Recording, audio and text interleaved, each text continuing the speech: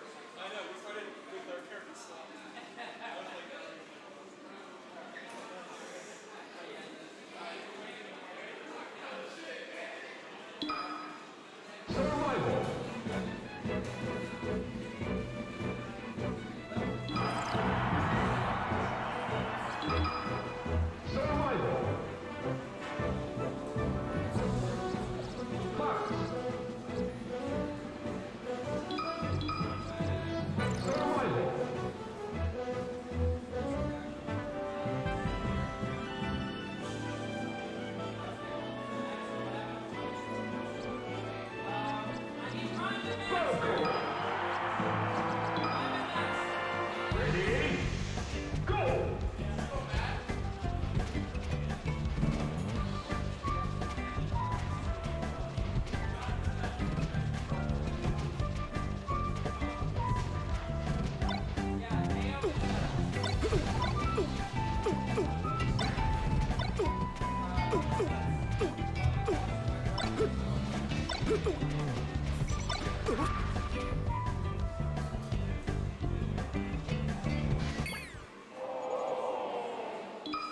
No contest. Survival. Survival. Ready? Go!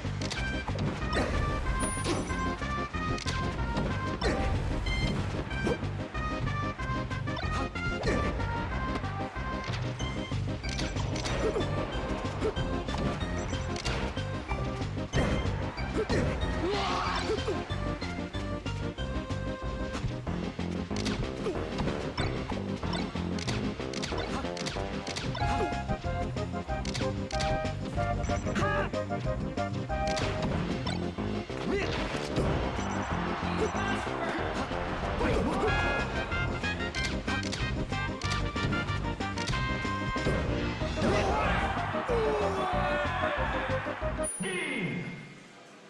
This game's winner is ミッションコンプリート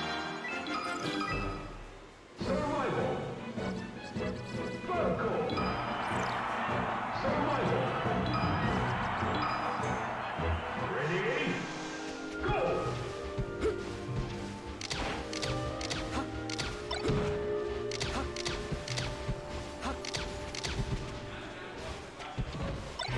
とりゃGame!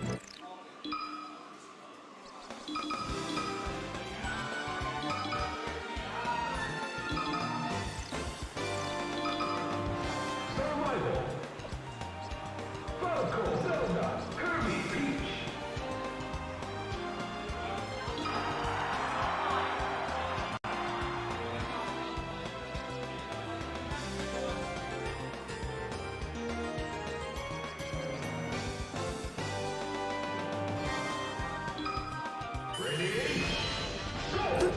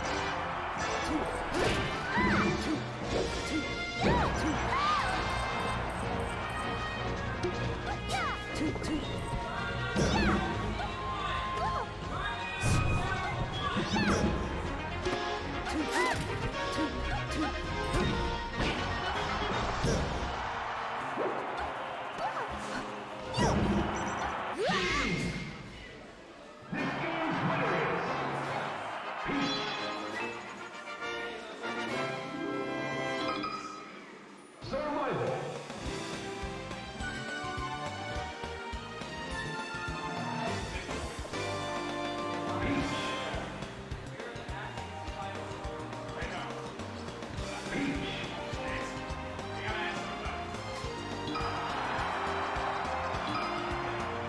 Ready? Go!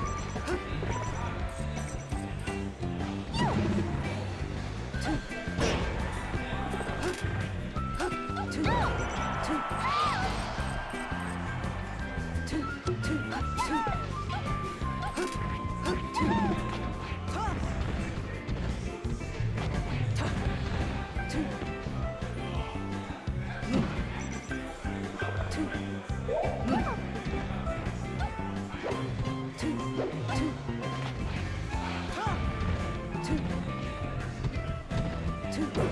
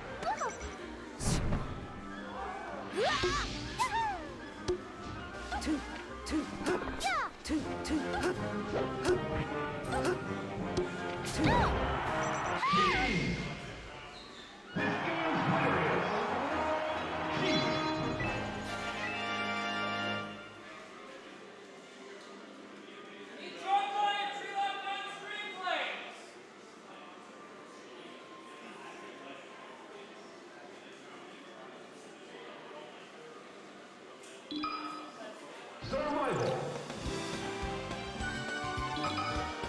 Survival. Fox. Survival.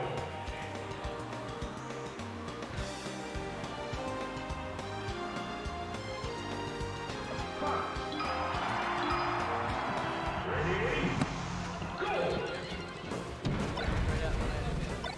Alrighty. Alright, hey everybody, Hot Toddy here to do some commentary for you. The names are wrong on the stream right now.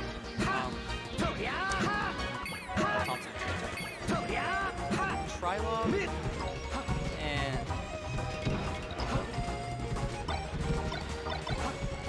so Trilog and Joe Boy, gonna be a Fox Ditto. I feel like I've seen this before. I feel like I've seen them play, like recently. Survival. I don't know. Survival. Ready? Go!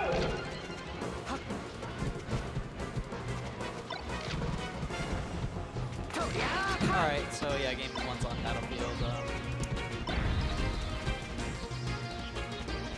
Oh, there we go. Alright, so that's all updated there. So, Joy Boy, I believe, is the orange one. Oh wait, no, Trilog is the orange one.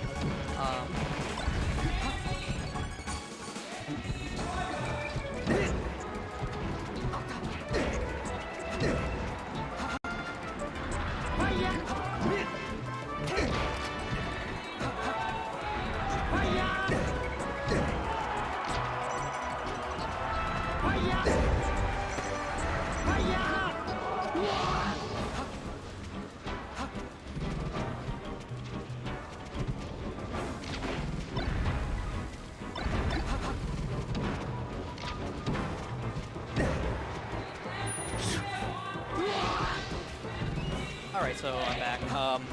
Sorry about that.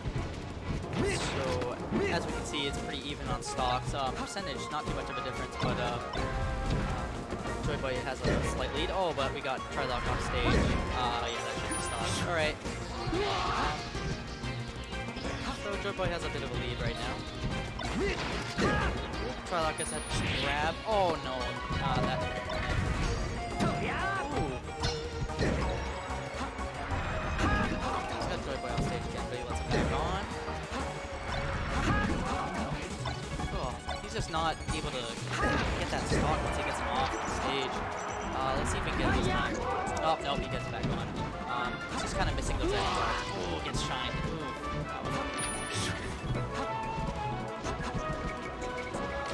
I can definitely see Trilog making a few moves there. He's been doing some good forward air. Goes for that running up smash, but Joy Boy knows he can do that, so punishes him well. Stage again. Oh, but he keeps getting back on. That was a good recovery, though. Good choice. Just side beat to the ledge.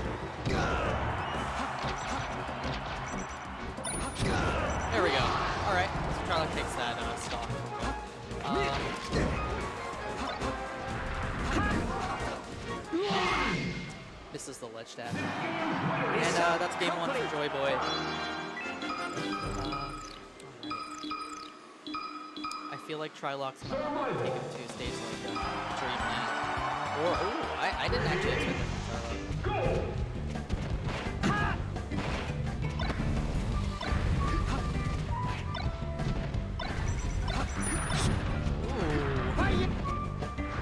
That should be dead. Yeah, that's right off. Damn, that was a nice quick stall from Joy Boy.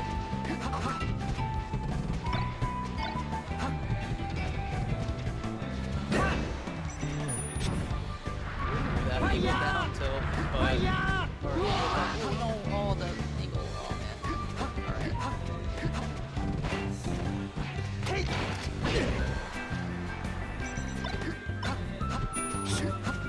Honestly, it just seems like Trilock's having a few little execution flubs there, and that's really what's messing him up most. Yeah. But he still gets that stock off. Oh yeah, see, and Joy Boy is... Joy Boy has been getting most of those stocks once he gets them off the stage. Well, I see Trilock was missing a few of those edge cards. He gets them off stage again. This is really wacky game. Lots of weird SDs and stuff.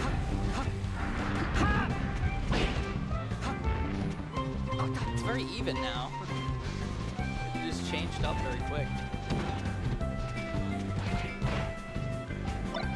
Down tilt knocks him down.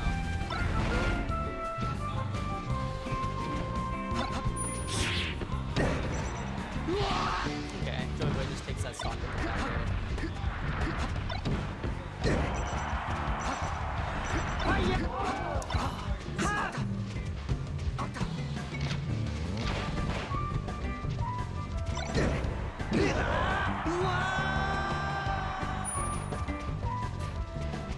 It's still pretty even though.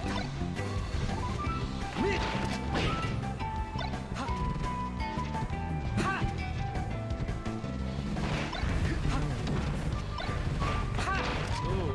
Oh, he's got something started. Oh. It's back on though. Running shine, Joy Boy. Just going in. Seems to be working out well for him though. Alright, Joy Boy takes it. Wacky game.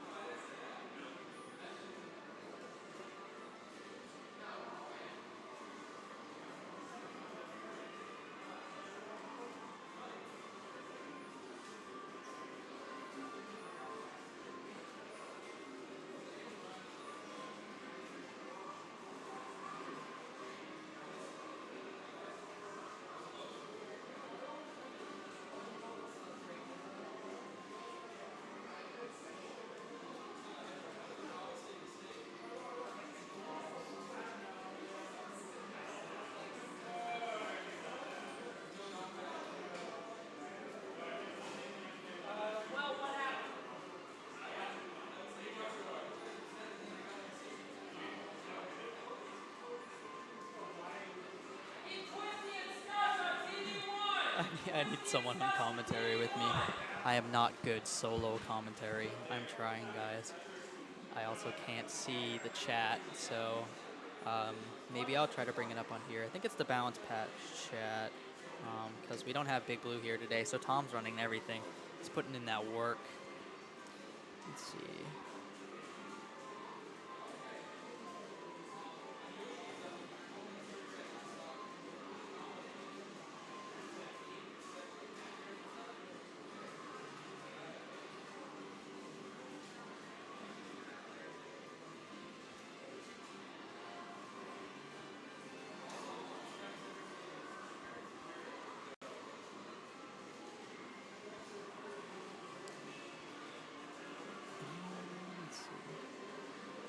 Yeah, I really wish we could be streaming on the Big Blue Twitch, but she isn't here, so no way of accessing that, unfortunately. Let's see.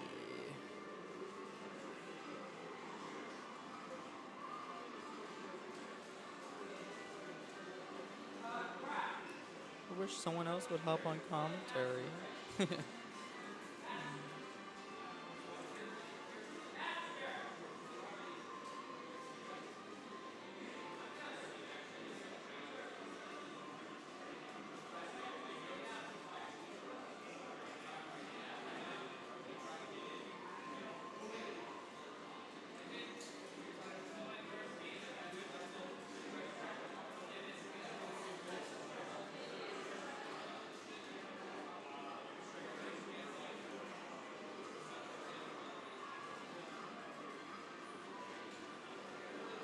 I think it's the balance patch or something like that. I'm trying to look for it. The balance. Oh, there it is.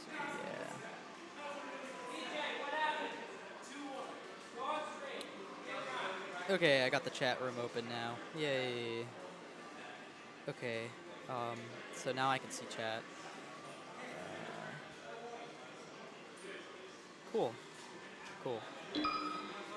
Survival. Do we have Rhyme and PJ? I think. Rhyme and PJ. Alright. I don't know if they've played much in the recent past or not. But I guess we'll see how this goes. So.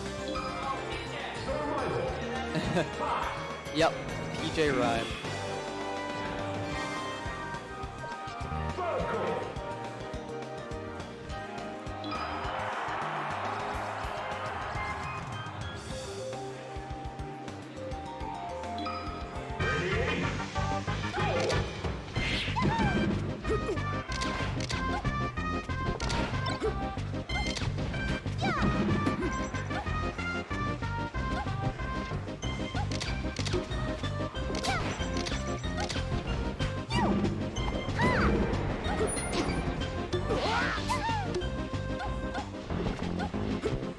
Oh shit, they already started?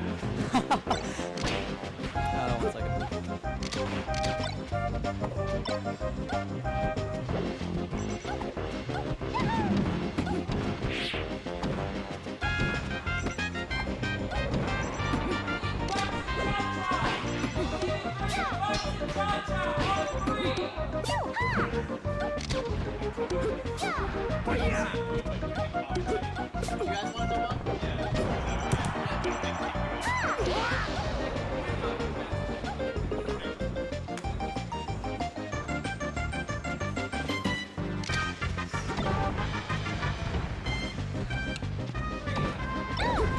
Wow, that's really loud.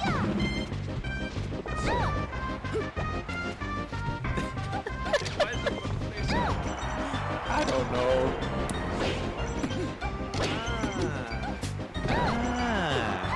Oh, I can hear myself. Alright, do you want to talk about this game or do you want to talk about completely unrelated things? We should talk about the game. I guess that is why we're here. Alright, so let's see here. This is a best of 5, so the winner has to win 3 out of 5 games. Is that how it works? I hope so. I hope so. I'm an English major, so It's true. you know, I'll do that degenerate thing where I don't really know how to commentate, so I'll ask you, what do you think about this matchup? Yeah, I hate that question. Wait, PJ just taunted. He is a tiny wang. Rhyme just killed himself and PJ taunted. Yeah, you look like an idiot. Go ahead, watch this setback tonight, tomorrow. I don't care. What should I have done I there? can't believe you taunted. I mean, I'm gonna hope. I'm pretty sure I gave this guy like 25 cents outside the venue. What? For what? I'm not gonna say.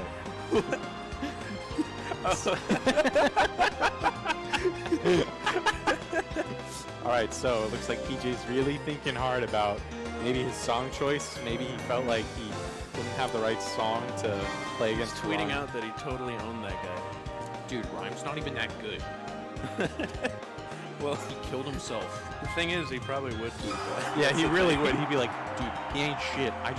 I had a really big social studies project due the next day.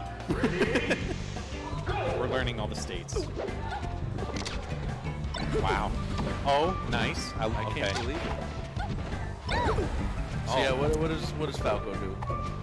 I mean, Falco's got some pretty easy, like, good stuff, like usual. I'm assuming he wants to come from above. Is that a good idea?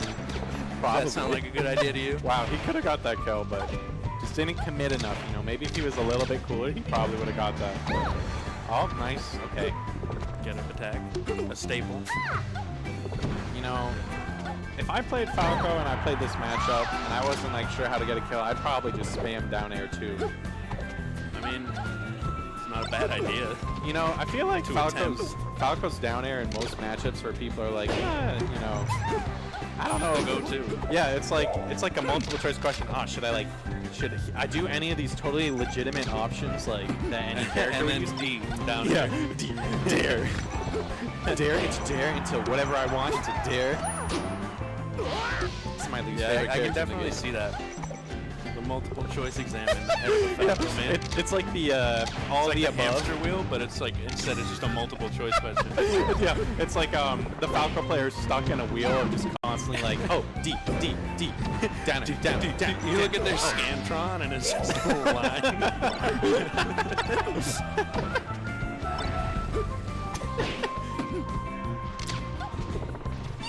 All right, let's see. Ooh, nice follow-up.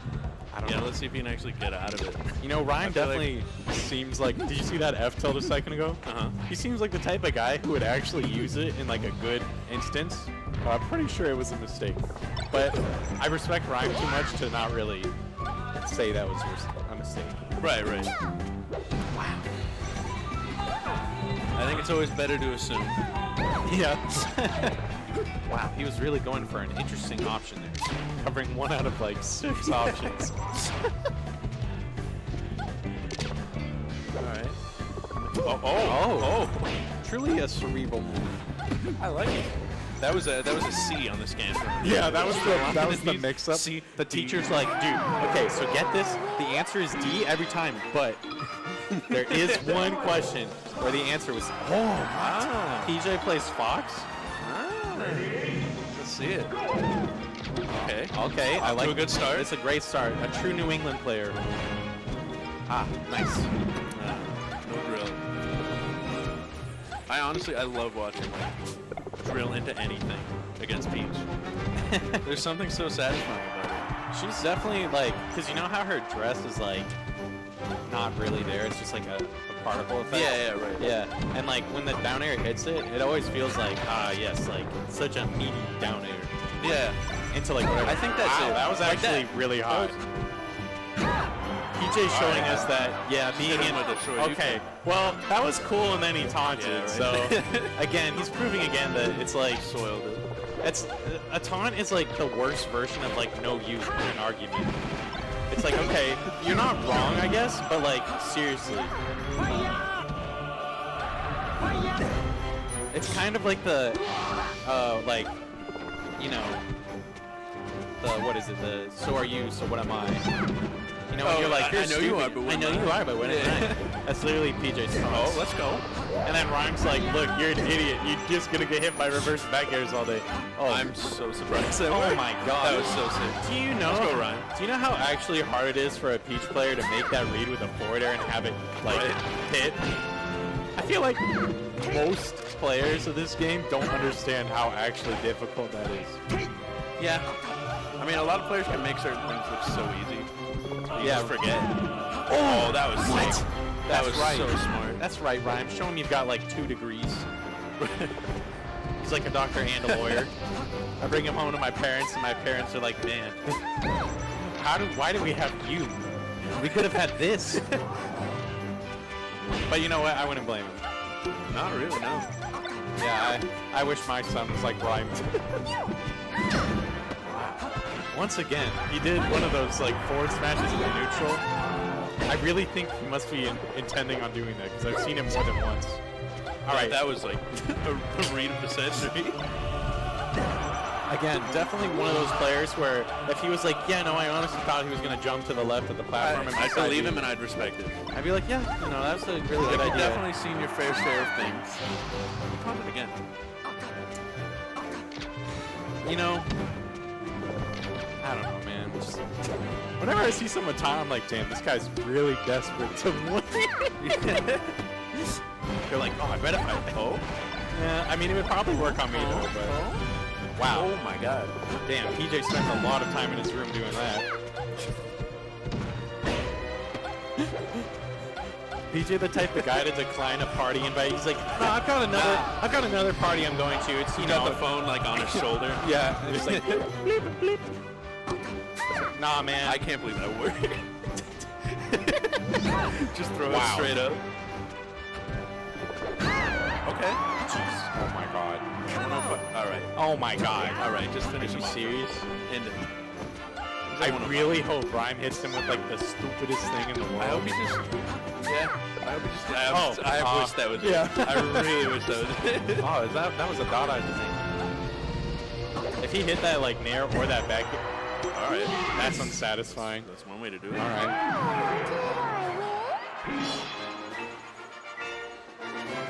Well, All right. Now we gotta wait like 10 more minutes. Oh, huh? damn, that could have been me if I was, Let's be if I real. could play the game. Wow. Spiff. Is it? Yeah. That's a nightmare. Spiff is like the Snorlax in the Gen 1 Pokemon games, but like you don't know that Pokeflute's in the game. So you're like, how am I supposed to get past this guy? The answer was just to shield and grab. Pokeflute's just been there all along. Yeah, you're like, I know it's in the game. gotta climb the tower. There's gotta be an answer to this guy. No. He's a big tank. Can't kill him, you can't catch him. I mean, you can. Sometimes in Melee, the Mr. Fuji's just right there all along. The Z-Bud. The Mr. Fuji. You know, in like the original Pokemon anime, like when they had like the evolution stones, Yeah. and they were like, "Oh, give this like Thunderstone to your Pikachu," and it was like in a really fancy box. Yeah. He would like present that, but it's the Z button. It's the He's like, "Zebra, Here, you use can this." evolve to the next stage. No, I don't want But you to. must use this." And you're like, "No, I refuse. I won't do it." Grabbing in the neutral, it's too late. I need to keep my charm as a mascot. I need to press the A button. It's in my blood. My blood runs green.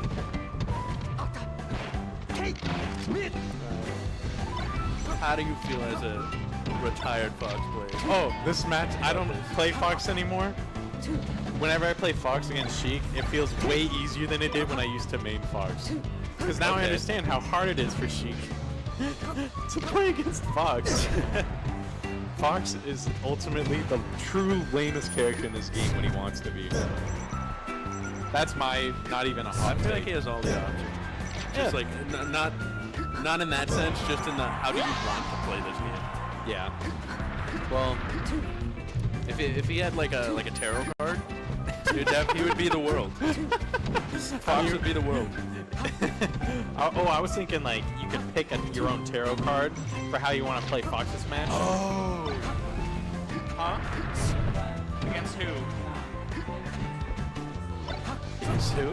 I get to go play against Dudu's side. Alright, I'll be back in like 4 minutes. 4 minutes? If you want to commentate, if you want to stick around that long. I don't know if I want to commentate. Or you can get up and we can come back. I like that idea. Alright. Let's find a schmuck. Goodbye.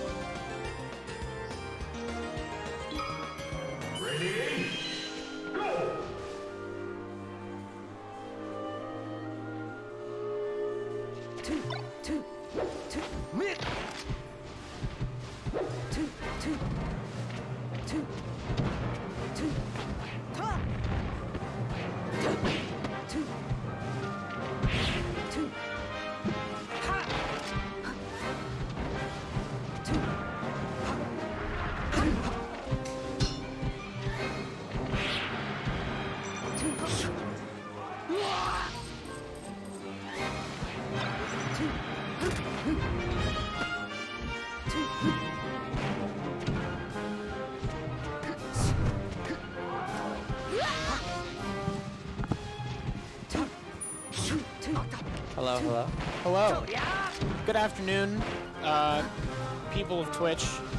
We're here commentating some New Game Plus Ultra 40 in Alston, Massachusetts at Balance Patch. It's nice to see you all. Alright. Oh! Nice read. Nice read. Yeah. Spiff with the lead. This is good. Be cool to see this upset. Oh yeah, wait, Spiff, it's confusing because of the Yes. of the ports, but Spiff, yes, is the Sheik, isn't the name. Oh, that's good. I love the lead. He has been really good at sharking the platform to these tilts, as I've just seen in the last 20 seconds. I can't tell if Joy Boy's been doing this on purpose, but I've seen him tech 2 of Spiff's tilts, like, on the ground. Oh, yeah. Just in this, in the space of 2 stocks. And I wonder if he has that tech or if he's just sort of buffering it. I usually when I see that, I assume it's a buffer, but Yeah. with Joy Boy, I don't want to put anything past him either. Absolutely. So, Oh. Then again, I just looked at the score, and this was Spiff's counter pick because we came in the middle. So and he looked really comfortable on Fountain of Dreams. So I suppose that makes a lot of sense that it was his counter pick. Oh, they're doing a neutral start. Look at that. All right, I appreciate that. I'm a big proponent of neutral You're a starts. big proponent of neutral starts? Absolutely. Ah, yeah. I don't know. I've gotten cheese and I've gotten cheese so much on the neutral starts that I suppose if someone asks me to neutral start though, I'm always for it. I don't know. It evens out. Yeah, it evens out. I don't know. I don't want to fox drop down from the platform and shines me to the edge. I'm like, wait a second, what? What happened?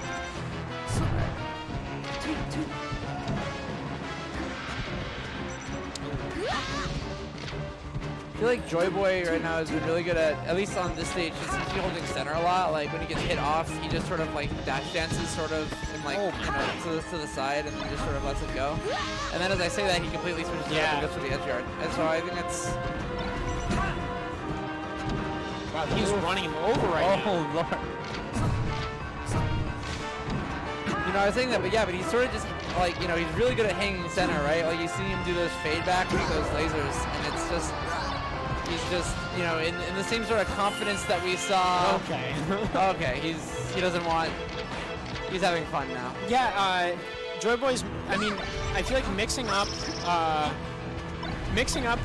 like, pressuring the corner with just hanging back and shooting lasers is a really strong mix-up, and it's clearly something that Joy Boy has a really good grasp of.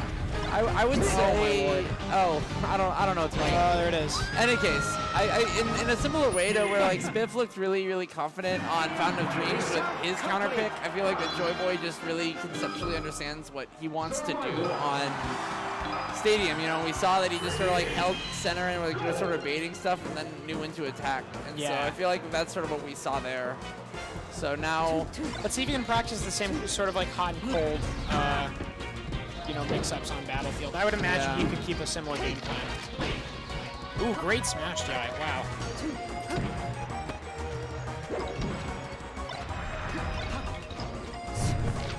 And Joy Boy will definitely, he's so good at applying pressure, but he's also just sort of fine if Spiff is moving. Joy Boy's really fine, just sort of maintaining like control over the stage. Yeah. And I think that that's sort of like a staple of his. Yeah, just being able to let the neutral breathe a little bit. When we came in too late to the game, where we saw Spiff win, but I feel like that, you know, what Spiff needs to do if he wants to turn it around is like, so far it seems that Spiff is playing in Joy Boy's zone, like he's sort of playing where Joy Boy wants him to play, and I feel like that he needs to find a way to, like, yeah, I mean, you know, the moment that Spiff sort of took the center, I think Joy Boy becomes a lot more uncomfortable. And in the last 30 seconds, I think we saw, you know, a good stock get taken off of that. Ooh, wow, nice forward air. Definitely the only thing that would have hit right there. Taking a page out of Crush's book. Yeah, there we go. So clean.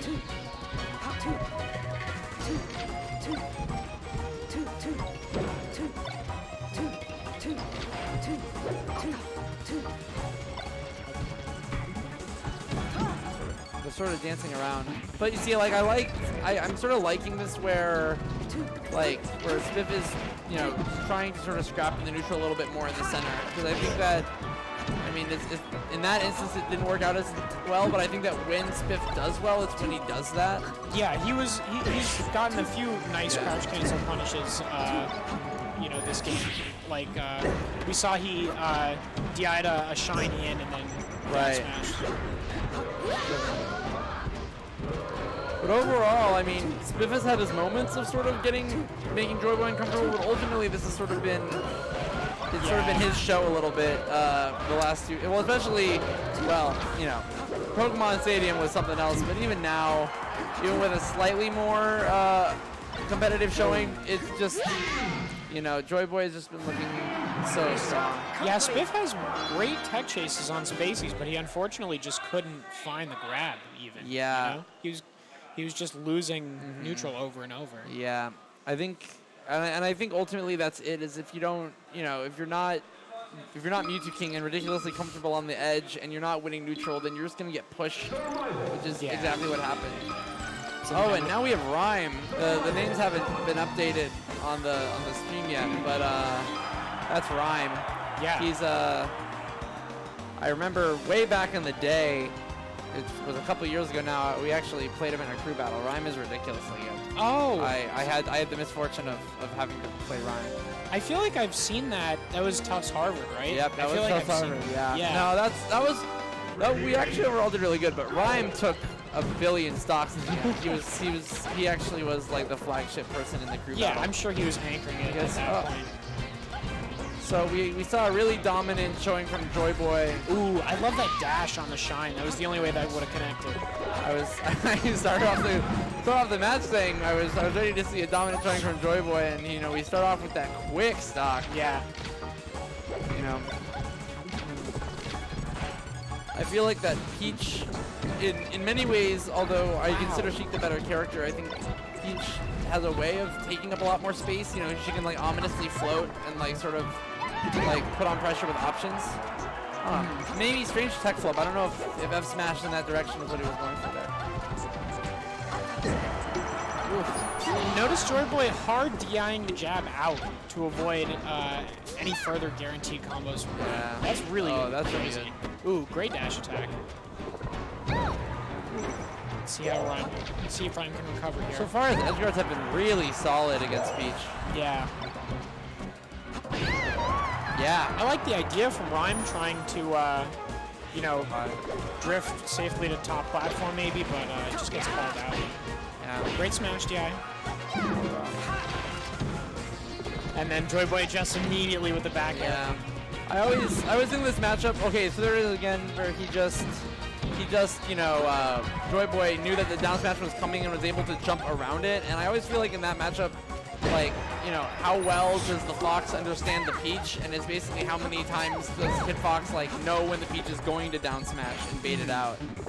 And I think, like, that, so far, at least even this stock, we've seen Joy Boy do that twice. So that's really good.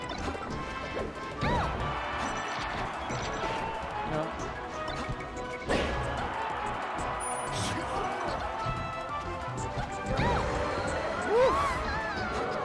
Yeah, and you can see Rhyme has no way to really contest.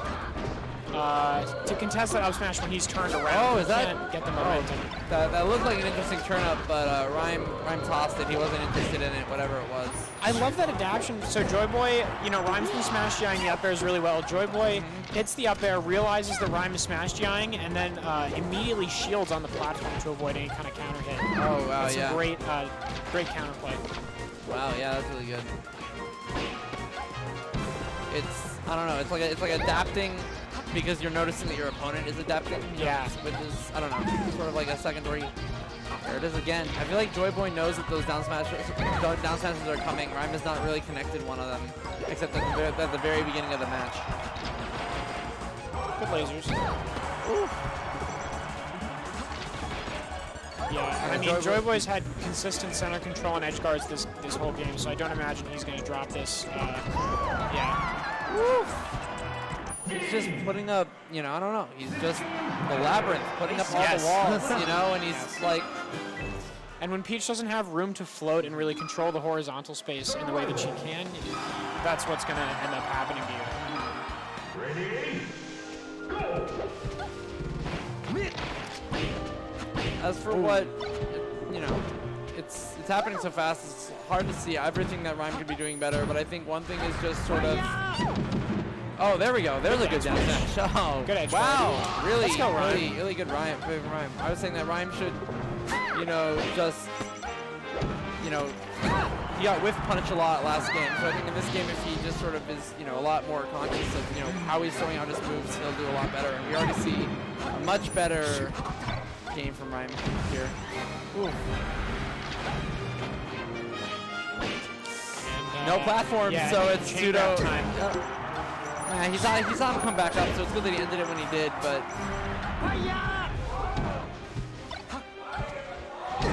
Yeah, and again, Joy Boy just knowing when to shield So good. after he like nared Rhyme and then shielded immediately. Yeah. Some of the reactions in Melee, although Melee is of course a very intense actions per minute game as well, I feel like some of the upper level things in Melee isn't always just like, oh, I pressed a little bit more buttons fast, but it's like what I did was simple, but I knew to do that at that specific time. Yeah. And I feel like, oh yeah, it's an edge guard, yeah. I feel like as you know, as you get better and better, the question of like, why am I, you know, using one option or another starts. You can answer that more confidently, and you know, Certainly, your yeah. answers make more sense. Oh, that's rough. I was talking about how Rhyme needs to hit those down smashes more, and there you go. That was a really cool up air from Rhyme to cover the illusion. Yeah. Wow. You know, Rhyme has started off strong, but Joy brought it back. But if Rhyme cleans his no. Ah, that's such a bummer. I was gonna say that if Rhyme got that edge guard, then it would have been almost an even game. But Joy Boy, you know, Joy Boy's not gonna. If you make that mistake, Joy Boy's not gonna give it to you. Yeah. He's gonna take it. It's hard to believe that we're already in winners finals. I just noticed. Yeah, I mean, I think, you know, to those that are not in the region watching Twitch, there was a flash flood earlier today, and I can almost guarantee that the attendance has been a little bit low on this New Game Plus just because of the. Well, you know, especially like the New Hampshire guys not being able to come down. You know, like Halvar comes to every single one of these, but it's, you know, dangerous to drive an hour plus in that kind of rain. Yeah, no, I mean, I don't blame people for not showing up. It's just how it goes. I got you. But that definitely is the reason. Yeah, well, already when it's final. At least.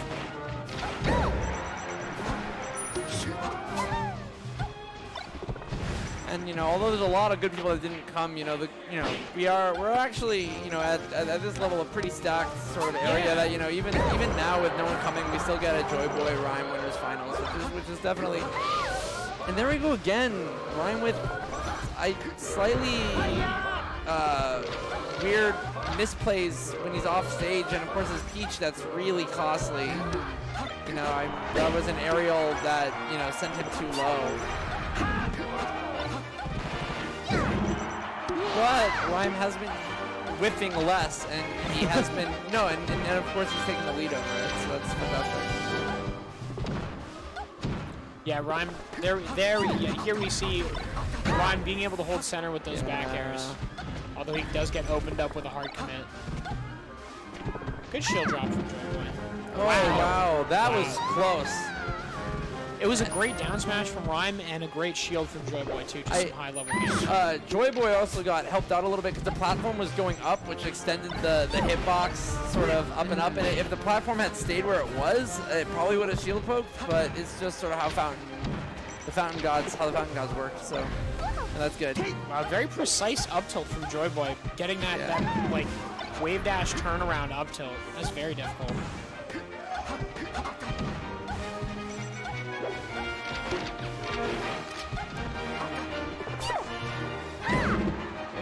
There we go. I feel like the main reason why Joyboy has been able to bring it back is I just feel like Joyboy is getting a lot more like conversions. Like we see Rhyme whiffing less. Like he's hitting Joyboy and he's like keeping him out, but then Joyboy has been making it back a little bit more. And I think that's why Joyboy has continued making this a little bit close. You know, it's even. So Rhyme with his last winner's stock, we'll see if he can extend it as far as he can go. Woo, that was big. Yeah, those are some meaty down smashes that he's No been platform, we could see some, there we go. Some chain grabs. Yeah, I wouldn't imagine Rhyme would drop this. Woo! That was a platform. That was a critical chain grab to really solidify the percent lead. Yeah, and he had great center control off of that too, although now, not so much. That's sort of what I'm talking about though. Joyboy's so good at just getting that quick 60 to, you know, to 70 to 80 to, you know, and it's just like, you know, you think Rhyme has a safe lead with the chain grab, but he's just too good at the conversion, and that is a decisive. Rhyme put a really good show, but it was decisive. Yeah. Joyboy just understood how to convert against Peach. Absolutely no question. So I guess we will move over to the loser side. I actually have not. I do not have I don't have a computer in front of us, guys. So I actually have no clue what the bracket looks like. Maybe if ZF pulls it up right now. Yeah, I'll pull it up. Yeah, that's right. New game plus Ultra 40. Okay, let's see what the bracket looks like. It's gonna take a little bit to load, but Yeah, no worries. TOs are probably still calling the next match. We also have no clue where, until we pull it up, we have no clue where losers are right now. So winners finals just finished, but we don't know if the next match is going to be a losers quarters match or a losers semis match. Or here we go.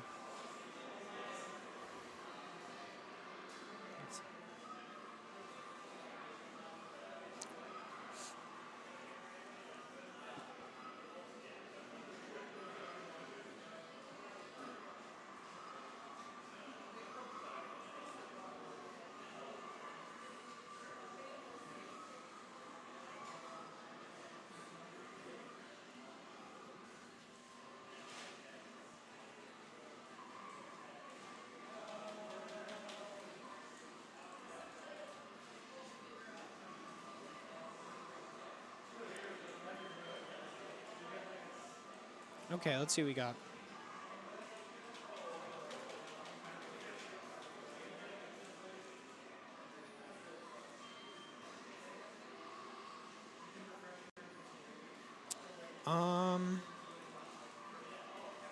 We have Treeloke Dudusai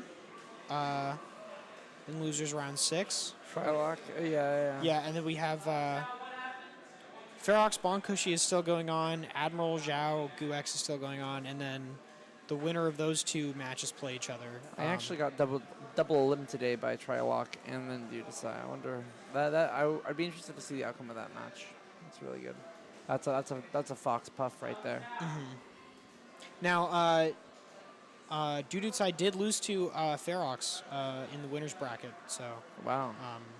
he, you know, we'll Is see he- if he is still he struggles slated against to? Fonz. Yeah. Is he slated to play Ferox if he beats Trylock?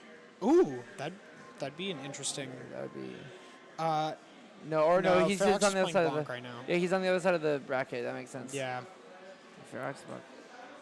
I've been out of the scene too long. I don't.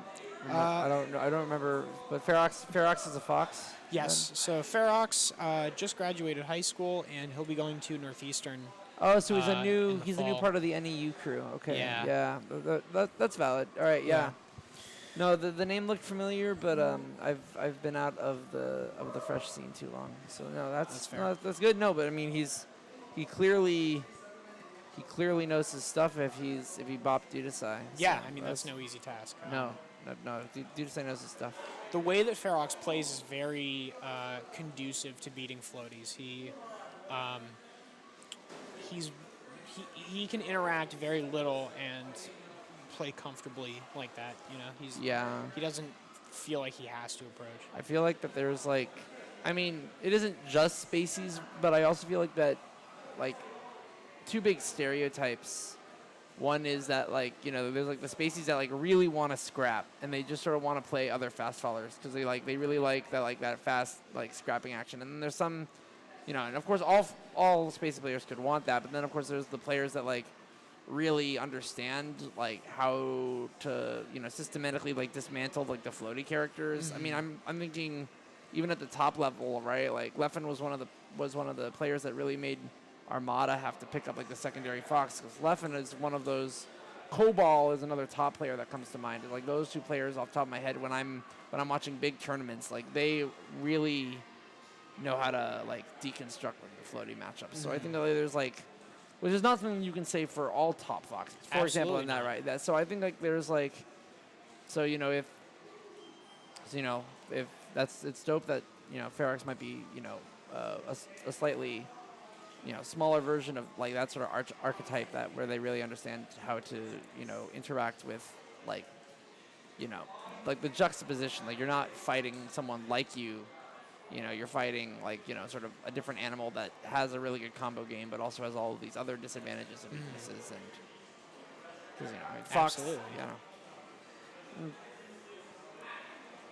We'll see if we can make it past Bonk. Bonk has a monster punish game on Spacies. So. Pikachu, I don't know. I'm sort of one of the lackeys. And Admiral Zhao beats Gu X, so Admiral Zhao plays the winner of Ferox and Bonkushi.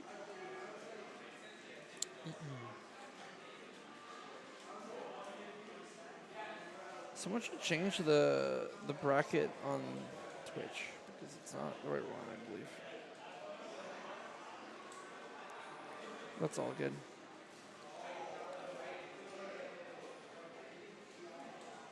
Nope, yep, but the bracket on Twitch is not correct.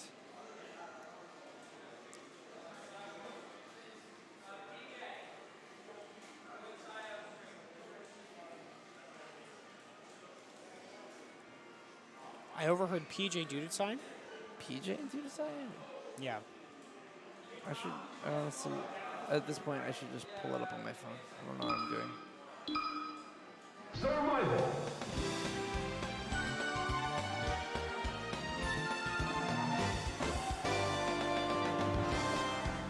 Kirby. Fox.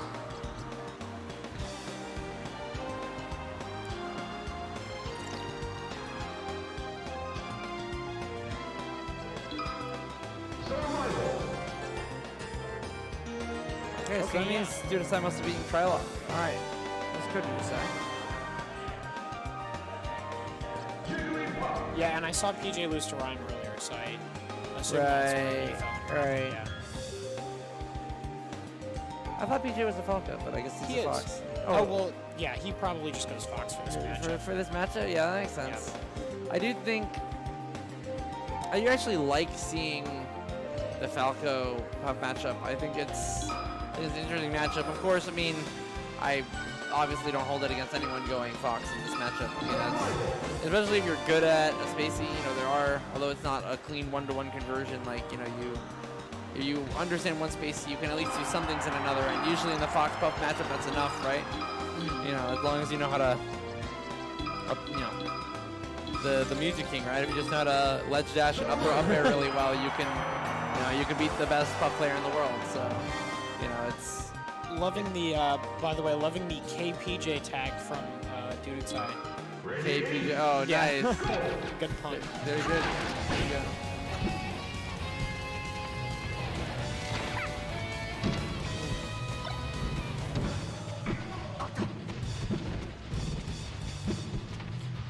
what Dudasai is really good at is he's really good at like controlling his drift, and when I was playing him, he was really good at using that to bait as well. Not just, you know, I mean, as a pretty good Jigglypuff, he is obviously very good at putting up a wall, but I feel like he also is really good at using it to like, you know, tech chase and like cover options. Yeah, and you can see his drift when he's edge guarding too.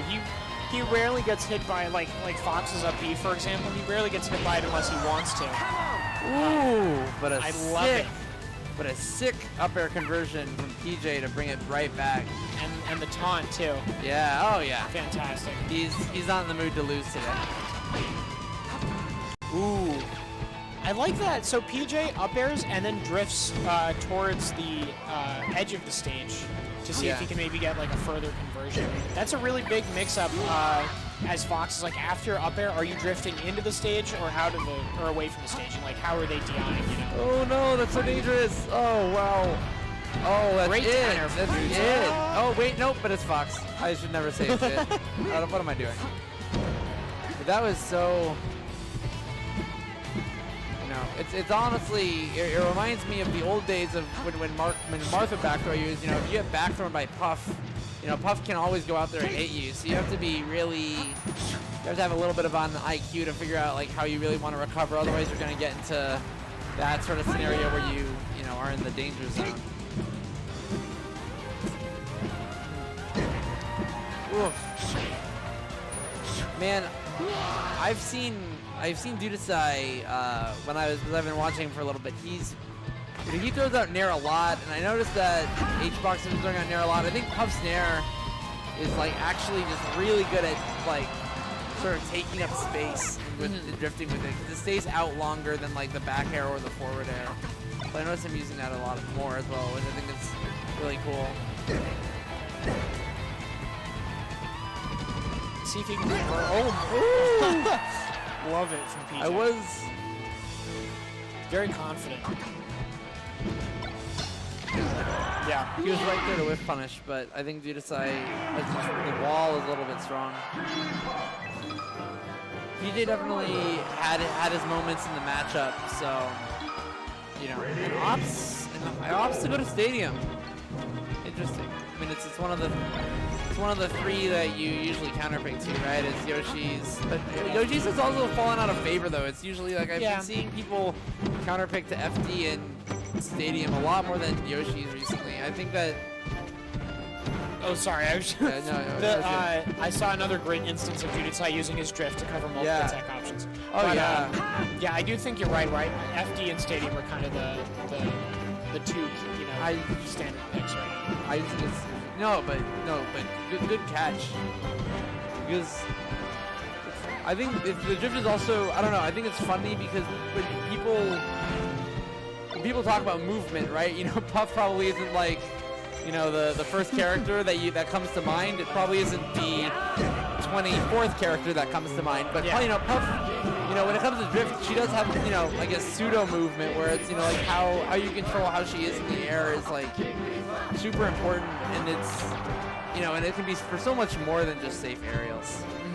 Yes, you know? absolutely. And so I think like, ooh, great patient play from PJ here. Yeah. Oh, unfortunately, the only trajectory where he couldn't have tapped. I was surprised that he didn't. I feel like that if I was in the thing and I was getting hit, I would have, you know, that it would have been possible for him to, you know, to touch one of the walls, but I guess he just wasn't ready for the forward smash, because I guess it's sort of an unconventional option in the pit. Ooh. I always feel like that. You know, PJ is a pretty technical player, so yeah. I feel like as far as a pit scrap goes, he would probably win that. Yeah. My man has triple shined my shield before in tournament. Yeah. True story.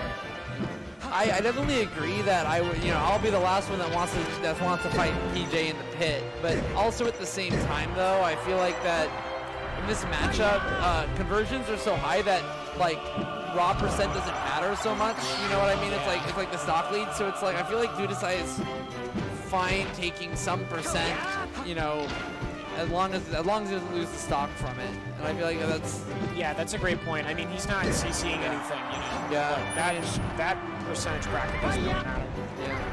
yeah. Ooh, really good angle. Yeah, and good shield from Udasai, just recognizing that he can't get anything, but he also doesn't want to get hit. Yeah.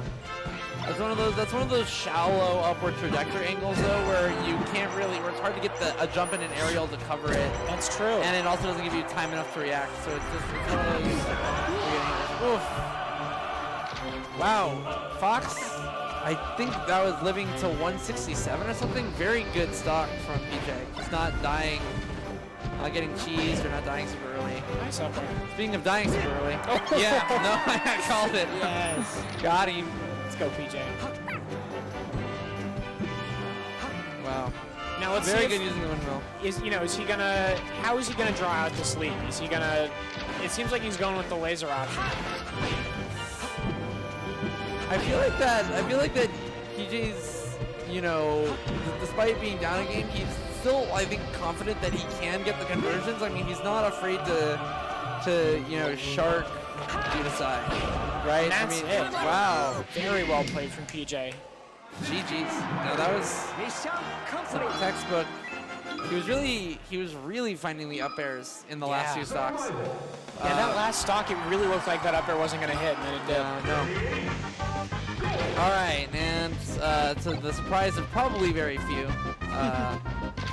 where score is tied up 1-1 now, and we are on Udasai's counterpick. Oh, That's, yeah. it is. I actually noticed that in it wasn't until now that it sort of came to me, but Puff didn't really get a lot of grabs on the stadium game. That's true. So I feel like that whatever, maybe, it's either Udasai wasn't really looking for it then, or PJ was really good at, getting the wall out, and not letting himself get grabbed, but, Fantastic stock from Udasai. yeah, wow. It's super gnarly for Fox if he gets caught by the back. It's kind of a questionable up smash from PJ too. Oh no. Yeah, look at him sort of, get those nice 3 grabs in a row.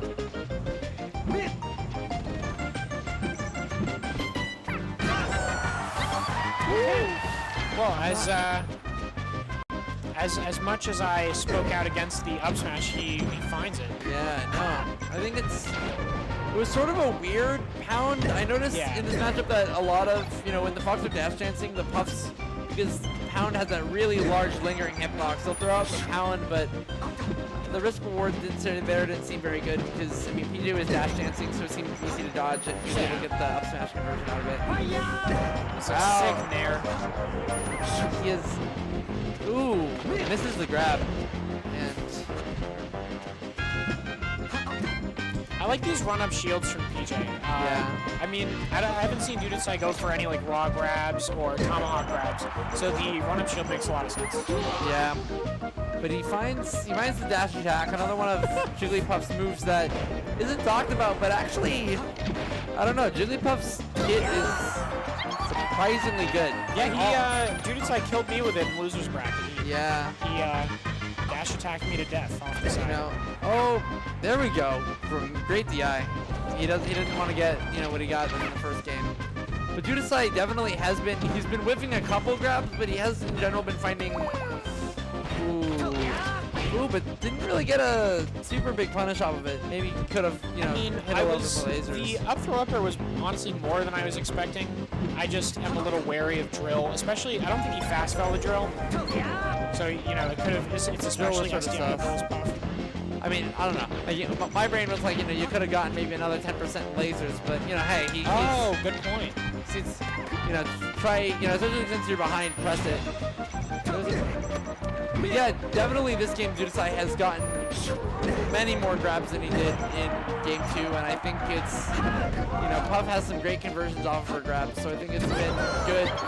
Not just, of course, in getting the conversions. Oh, a nice up smash by PJ. Yeah, I just didn't think this would go to last stock. I didn't think this would go to last stock. And again, as I was saying earlier, I mean, this is Fox Puff. I mean, percentage matters, but I cursed it. It didn't get me back. I think in general, I think that grabbing in any matchup is, I think, super important, even if you don't get a lot off of it. I mean, Dudasai was getting a lot off of it, and he got a rest off of it, but I think that, like, if you're not grabbing in your opponent, I think feels a lot more safe for shielding. But, you know, if you're really good at getting those grabs, I feel like that the grab is itself a mix-up, and it prevents your opponent from feeling comfortable shielding a lot. I mean, the fact that PJ was going for run-up shield proves your point pretty well. Yeah. Wow.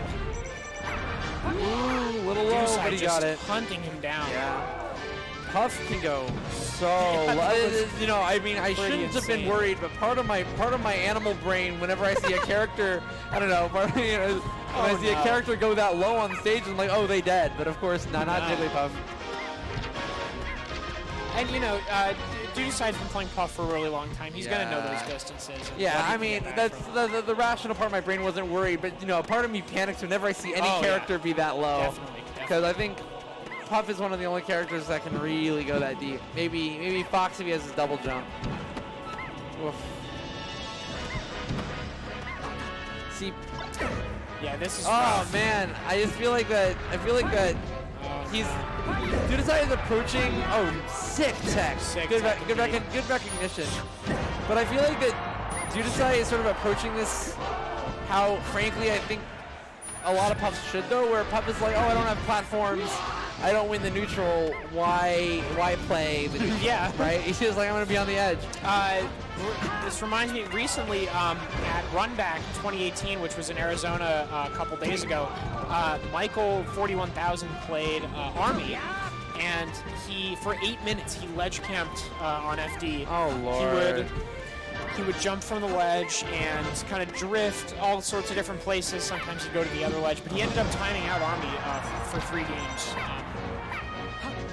Kind of reminds me of that I style don't know. of I feel play. like that ledge camping can be demoralizing, but PJ has sort of been hitting him even as he's been on the ledge, so I don't think it's not perfectly safe. Yeah, and I So- feel like Dudasai is camping ledge more as like he's baiting PJ to come to him, especially knowing how PJ is as a player. You know that he's a very aggressive player. Whereas with Michael, it was literally like, I'm not baiting you. I'm just trying not to Die. play. Yeah. With all that said, PJ gets it back here. I do sort of like the thing where, like, you know, now of course, you know, at the high percent you DI the jab up to, you know, get out of the up smash, but then, you know, of course you recognize that as a Fox and you immediately go from the jab to the jump aerial. I always thought, I don't know, it's sort of... It's a cool little, like, tree of options. Yeah. Absolutely.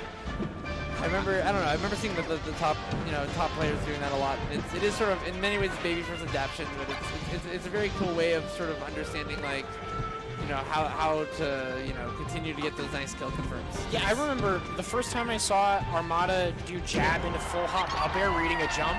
Yeah. Blew my mind. Yeah, so Yeah. good. Yeah. Yeah. I mean, it's a sort of next level end. You know, and this is looking grim, but, you know, PJ lost the first 2 stocks really quickly into the match, but he's been making the next couple last a little bit longer, so hopefully I didn't just commentate Christmas. Oh my god, I probably did. It seems to be that way. No, why? I love that pound from Dudasai. Gives him no chance to tag, and that is a 3-1 from Dudasai. Okay, so that was losers. I'm looking at the bottom. That was losers quarters. I feel bad about commentators cursing that because PJ was actually looking a little bit. He was looking a lot stronger on that last stock. Hey, I'm gonna go find my water bottle. Yo, I'll be shout right outs to back. chat. Michael 41 quadrillion. Oh, is he here? No, but Okay. when you mentioned it, Yeah. someone's you know got that scientific notation in the chat. shout out to scientific notation. Excuse me for a moment. Yeah, dude, no worries. Yeah, we're already like clearing through top 8 right now. So the people that weren't here earlier, there was like a flash flood in just the area, so it's really wet. So no one really showed up. Ah, algebra, you're right. Quadrillion is 10 to the 15. You got me, dog. I'm Saltmine. I'm a semi-retired Smash player who decided to commentate because, again, flash flood, so no one's here. So we don't got the big guns, so I'm color commentating. The other person that was here is Zia. He's actually a really good Fox, new to Tufts. But yes, any case, yeah. But no one's here basically. So Reading chat? yep. No, of course you gotta read chat. What's going on with chat? Chat's a little quiet, but you know they're I said Michael 41 quadrillion and quadrillion sent to the 15, so you know I got cleaned up. And yes, I am, and yeah, I'm a grad student at MIT, and so because I used to actually go to Tufts for undergrad, and I was the team captain of the crew for Tufts for a while, but I haven't been able to play because grad school is rough. I'm not like Rhyme, who can somehow be a grad student. In any case, enough about my life. Just have to say, so Cap graduated last year, and now I'm with a couple other people heading up the Tufts crew. So it's cool to like be able to interact with you since since you're like older and new about the Tufts scene. Yeah, I know it's dope. In any case, in general, I'd say that the best thing about Boston is that the collegiate melee scene is just so sick. Oh my gosh, yeah, it's everywhere. Every school has a scene, you know. Yeah, grad school is a little rough, but you know, it happens.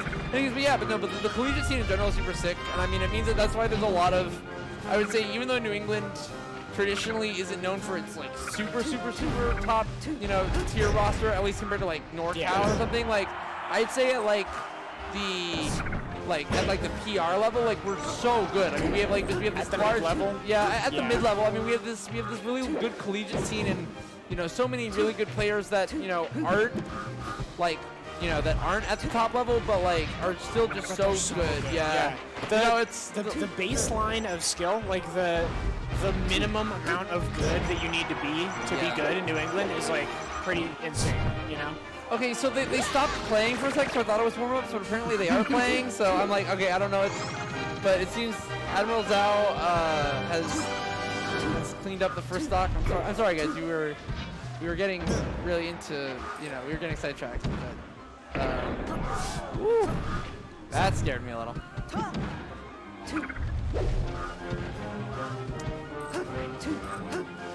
Now, I believe Spiff usually takes these, but I know that Admiral Zhao recently beat Blaye in a set and was very excited. Blaye, dude, Blaye is so another tough legend. Yeah, I know, dude. Blaye taught me everything I know about characters that don't play. No, so if that would be Blaye, then it means he's learned some strides in this matchup. I think in general, Sheik has. I feel like that, like matchups with Sheik, it's crazy because, you think Sheik should win, but I feel like that people have been getting especially better in the modern melee scene of, like, punishing Sheik's recovery a little bit more and, like, sort of, getting conversions better. So, I see a lot more players, beating Sheik players. But, Sheik, what Spiff did there, which is so textbook and so important for this matchup, is really just using the needles, because Samus is usually used to getting back to the stage for free because, frankly, like, the recovery is very hard to punish for most characters with the bombs, but, Sheik's needles is a really good way of getting, nerfing the recovery in a way that a lot of other people don't. Speaking of needles, trying. Spiff throwing them out. Man, forward air is one of those moves. It's like, it's not that, like, not that much knockback, but it does so much damage. Oh, and he was too close, but then Spiff just decides to off himself too for some reason. It seems like they SD'd on the same frame. Yo, maybe let's it was see meant to be. Yeah, I know, right? Wild. I don't know. One thing that I see Hugs doing a lot that I think Admiral Zhao has done only a couple times, but is really good. But Samus finding grabs is like very hard because of course it's so risky. But Samus can convert a lot, and it's good. I mean, yeah, you have to keep him honest, Yeah. It's the same thing that we were talking about with Puff. Like, you can't let your opponent just spam shield. Yeah, And no, get away with it. totally. There was a weird interaction that happened like 15 seconds ago where Sheik fired the needles at the same time Samus fired the missiles, so they sort of did a little weird percent trade there, but that's good. In general, there was that one really good edge guard, but in general, I feel like Admiral Zhao has not had a hard time getting back on the stage. But again, because I'm commentator cursing everything, I don't know. He started doing a little bit more needles there. Yeah, and I think Spiff is just sort of like throwing. I don't know. I don't know how much more he can do because Zhao's recovering very close to the stage, so it's hard to get those needles to hit. But it doesn't seem like Spiff has been able to adapt to those close recoveries yet. Slow on the punish there, but there was that weird. Okay, this interaction is just so weird. I feel like that Spiff could have done something a little bit more confirmed, but you know.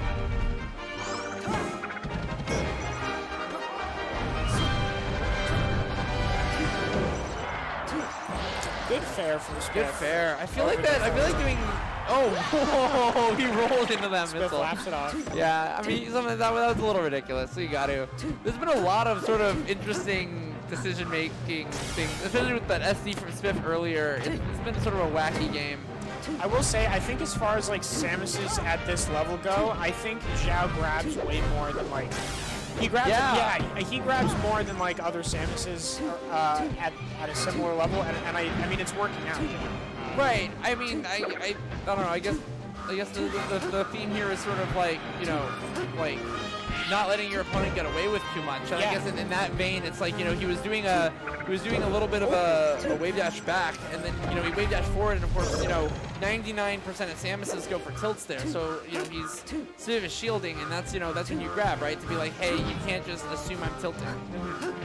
And then of course it means that he won't shield as much when he does tilt, you know. And again, it's just like, I guess, you know, this is super cliched commentary thing to say, but it's like, you know, it's like you don't want anything in Melee to be for free, right? You don't want to be able to shield for free. You don't want to recover for free. You don't want to do anything, you know, no such thing as a free lunch in Melee. So, you know, it's mainly just like playing in the way to you know, get out of that. And this is where I think that Samus's, that Sheik get punished a lot. He didn't get hit the way that I think Admiral wanted to, but you know, like Sheik is getting punished so much off of the recovery. Oh, that was a weird. Yeah, that. I don't know what. Oh, that's unfortunate. Admiral Zhao is probably looks a little bit upset about that because, you know, he had, as I was saying, you know, Sheik does get punished a lot on the recovery nowadays, and he had Sheik at plus 100, and he had the punish, but he jumps and does a back air instead. I don't know what he meant to. Maybe it was a whiff forward smash. That's what I was. Either that, or he meant to fast fall and hit the back and hit the back air at the last, you know, and hit Sheik's head with the back air, but he jumped, he like full hopped or something. Yeah. And he just got destroyed. So that's a bummer. All right. Yeah, this makes sense. Yes, love the neutral starts. Okay.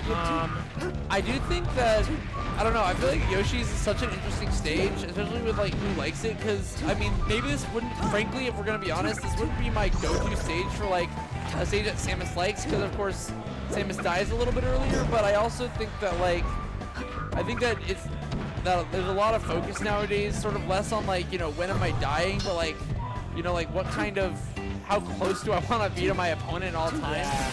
And I think Admiral Zhao really likes, he doesn't, weird whiff, but in general Admiral Zhao seems like he's the kind of person that doesn't want his opponent to breathe, and so I feel like that means... Yeah, whether he's, I think describing Zhao's play, I would call it impressive. It's impressive whether he's firing missiles or he's, you know, tilting you and getting grabbed. No pun intended, right? Yeah. Yeah, it's quite impressive. But he does not sit back and just hold, There we go. you know, down and wait for you to hit him. That's not like his thing. Wow, fantastic ledge grab from Spiff. Yeah, you know, but Zhao committed, I feel like that, like, Zhao is putting himself in situations that he doesn't need to put himself in. Like, the reason why he went off stage is he tried to do, like, a runoff, like, sort of, he tried to do a runoff nair, but she was high. It just sort of seemed to be it was a bizarre interaction. I respect that grab. Because, because Spiff was in shield, and I mean, he barely got punished. Yeah, for it, so. you know. Ooh, I like that tech read from Spiff. Cool guy, Spiff. feel like if you're like, ooh, okay, you I know guess what? if you hit a Shy Guy, do you hear the little noise? Yeah. A weird rare misplay from Steph, you know, but there's Yeah, the just one, back and forth the one misplay from Steph, I don't know, Admiral Zhao so far has had 3 misplays. You know, Spiv has been converting really heavily, so it's not that has been costing him all of the stocks, but it certainly is basically every single stock so far. It has been assisted by an input flub, and you know, we're getting down there. So Nice ledge grab from Spiff. so I wonder if, since it's looking a little bit rough at this point for Zhao, I wonder if he's gonna go back to Yoshi's for game 3. I saw a crazy series of inputs from Spiff. So Zhao came back from the ledge with a forward air. Spiff crouch canceled it, held shield, and then like buffered roll out of the shield to get out of the fair. Yeah, that was Very high level defensive play from Spiff. Yeah, I think. Okay, yeah. So now the neutral starting. Yeah, I think that Admiral Zhao sort of, I guess, changed his mind. Where, you know, we went from like the close quarters, like I want to be in your face, to being like, I feel like that Spiff was winning the neutral a little bit too much. So I think Zhao wants to have the ability to get some room if he wants some room.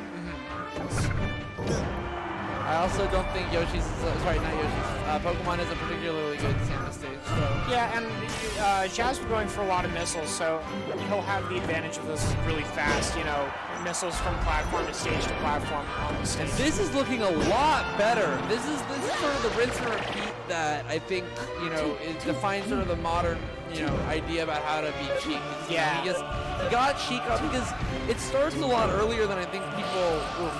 Nice Yeah, conversion. it's rough. But in generally, the Sheik edge guard starts a lot earlier than I think people realize. I mean, if you can get Sheik off stage and start forcing up Bs at like 60, you can chase that. Yeah, and to like the 100. Yeah, until they're dead. I mean. Yeah, really. Yeah, I mean, but you know, I think that like the earlier that you can recognize you can start that, like Sheik's already at 62. It's gonna get close if they get to the edge where, you know, Admiral Zhao can start to do rinse and repeats again. So did a good job the first time. So let's see if he can do that without letting Spiff win neutral too many times.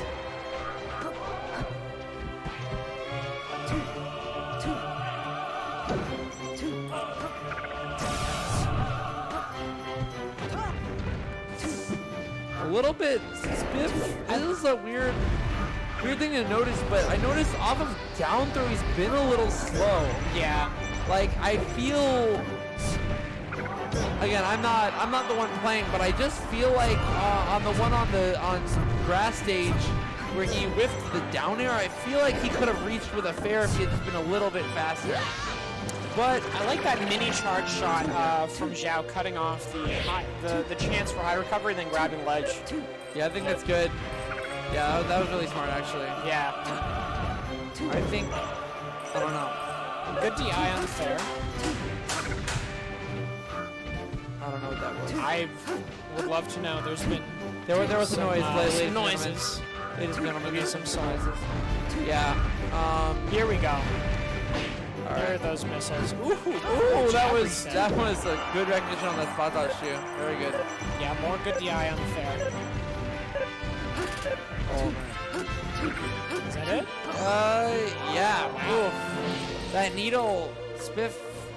I feel like this has been a much, in terms of, you know, good melee. This has been a much better game. Mostly because, like, I feel like they both have been punishing the edge guards a lot more, and it makes, you know, when the edge guards are good, it even makes the neutral interactions more scary because you know that they can make good on it. you know? Yeah. Wow, Ooh. fantastic stock. Spiff down threw him, and he up tilted him on the platform, which was completely safe. He needled him up to 30. It was just an extremely textbook stock, and then the ledge grab to seal it. Okay, wow, and now Admiral Zhao, you know, it was looking pretty grim, but the melee guys have been, you know, saying flip. Okay, I'm sorry, I'm interrupting myself to say that was 18% on one forward air string. Samus's forward air does so much damage. It's sort of nuts. Okay, he did the same thing on Yoshi's, man. He's just, I feel like he could have down smashed, but I feel like that, you know, if you're missing those free punishes on Sheik, then puts you back into a neutral scenario. And frankly, you know, especially if you're a mid-tier against Sheik, like, Yeah. you're not gonna win the neutral, you know? So it's really important that when you get those Sheik edge guards that you convert. Oh my Oh, God. wow. Shout out. What a monster. Nice shot, was- Ollie. Oh. Nice shot, Admiral. Admiral Zhao coming in clutch. He looks at me from the from the player cam. Let's go. Talk to him.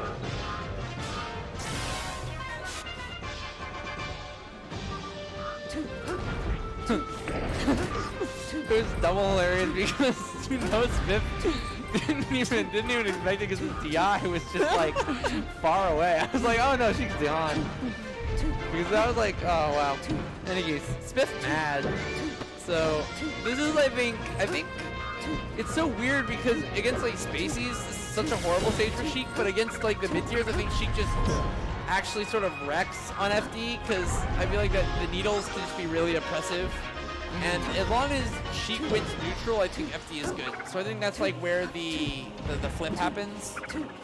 Because when I play Sheik, I try to avoid FD at all costs. I think it's really bad. In this way, I think that what Spiff has been doing has been winning neutral more of the times. And Admiral Zhao has been keeping it close because he's been getting those punishes, but as we last game, he almost choked it because he's been missing the punishes on Sheik's recovery. So we'll see once he gets into these situations if he can continue to hit Sheik. So the down smash, you know, you want to hit Sheik, but I feel like down smash is, you know, as long as you DI it right, he gets the recovery options. It's, so yeah, Sheik has a lot of options off that. ooh, like, that was straight up a DI. sick wall jump. Sick wall jump, spot dodge, air dodge. Spiff has not been overextending on his down throw conversions at all, which is awesome. He like down throws and then nairs, and then he'll either drift away so Zhao can't punish, or he'll like hit the ground and shield so that he can't get counter naired. He just knows exactly how much he can get off of a grab. I don't know what changed, but on game 2, Spiff missed like a bunch of down throw conversions, but he's been getting all of them so far, and then he hasn't been going too far, like you're saying, overextending. So I feel like he was being a little bit too safe earlier and a little bit too slow in the reaction, but I think he's found more of a happy balance now. Absolutely, yeah. And it's showing. He's much more comfortable. Yeah, I mean, mainly what we're seeing here, I think, is a really good counterplay with the needles, right? Yeah. And there's nothing that's, and she can do that on any part of the stage, and there's nothing really that can, like, that Admiral Zhao can do to, you know, to stop the needle play except for pressuring.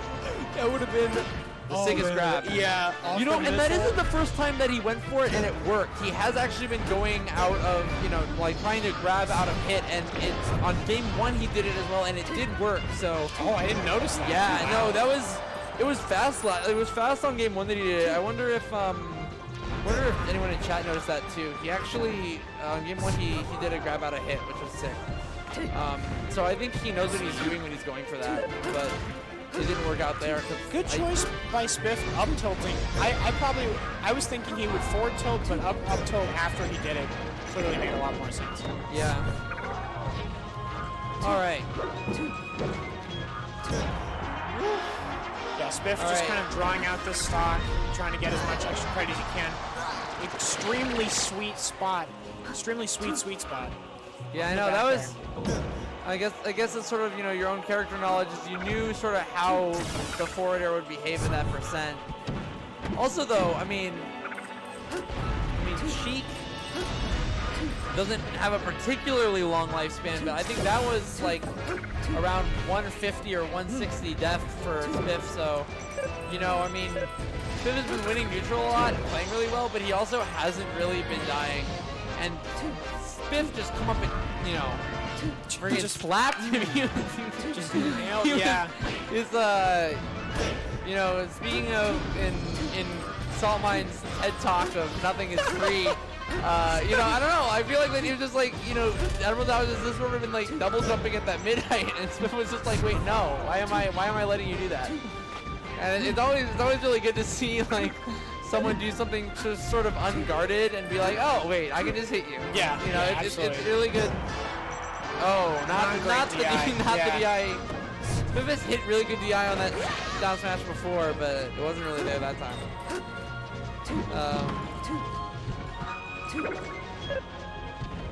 Swift just kind of chasing him down. Ooh, Great, Good. great punish on the. Oh wow!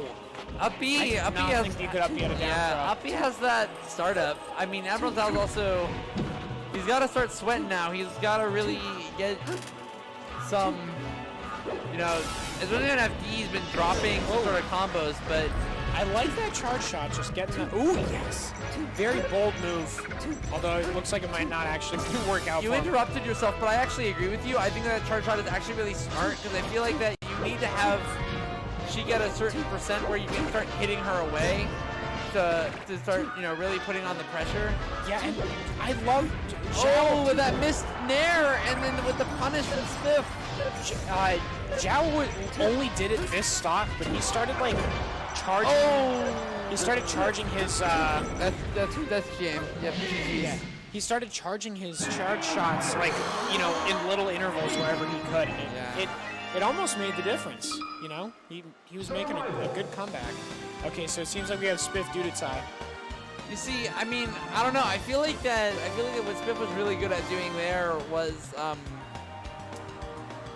mean, there was a bunch of things. You're right, Chet. There's a bunch of things that both could work on. I feel like that Zhao, the two things that I would say that he could have worked on was he, in not that game, but in the previous games, he was just sort of whiffing aerials and like getting that guaranteed punish on huge recovery is huge. And then The back air on Yoshi's comes to mind. yeah, I mean, his Spiff was, I think, really good at, you know, and there's some things, you know, there's a lot of flubs on both ends too, but I think what Spiff was doing is he started getting really good at reading the mid-level, you know, aerials and grabbing them. Yeah. Now, of course, it'll be interesting to see, The rest invincibility gets him out of one hit of the down Oh, smash. Lord, interesting.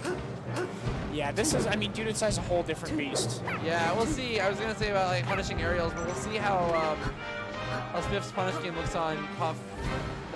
Traditionally not easy character to punish with Sheik, depending on how Puff plays the matchup.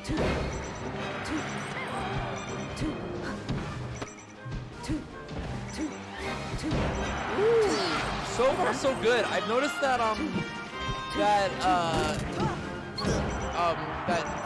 Sheik Spiff here did a pretty good job on the first stock about using back air and nair specifically that are out for a little bit longer to see to really test how Judicai's using his drift really well. Oh wow, that was so sick. That read was I don't know if that was a read or a reaction, but either way that was Fuego. it was godlike. Oh no. God, Dudecai right back. Strong answer. You can't do that. Yeah.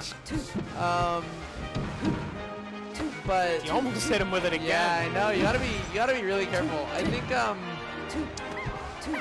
I think, but Spiff is hitting the down smash when Jigglypuff is really inside, so he's getting like he's not getting like the hard crouch, he's not getting the crouch cancelable hit. He's getting like the really strong, like center hit that I feel like that. So Spiff has been approaching Puff in a way that I think is fine. Ooh, very speedy ledge grab from Spiff there. Yeah, it's always good. I feel like Puff is really hard because Puff does usually get back for free, but it's always sort of good to sometimes put your presence out there and make Puff sort of like think about the recovery. Because again, the more you make your opponent work, even if they get back, the harder, you know, the real war of attrition goes on. You know. Ooh, Great bad ledge dash on the grab. shield from Spiff. Ledge dash was good, but then he did a weird shield grab even though the drift was behind him. But that was probably just an aerial on shield that was a whiff. I know I do that a billion times.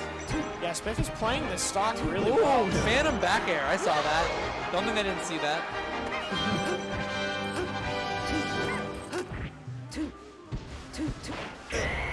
Wow! Wow! Got him! Spiff pops off. Spit pop. At getting nair arrested, I would pop Oh off lord, dude, that's so brutal.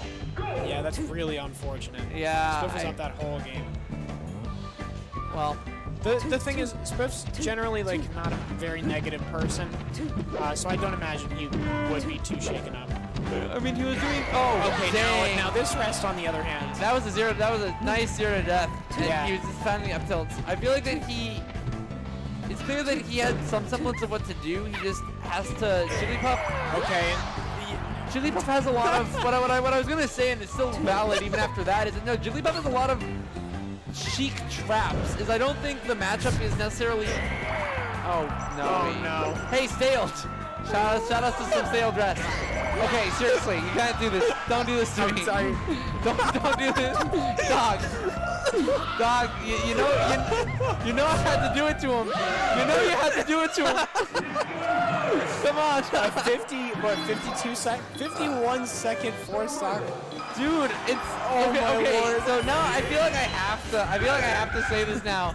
The whole thing about this matchup is that it isn't even that garbage. Even though now to the average viewer at home, you might be like, holy crap, what is this matchup? Like, what am I doing with my life?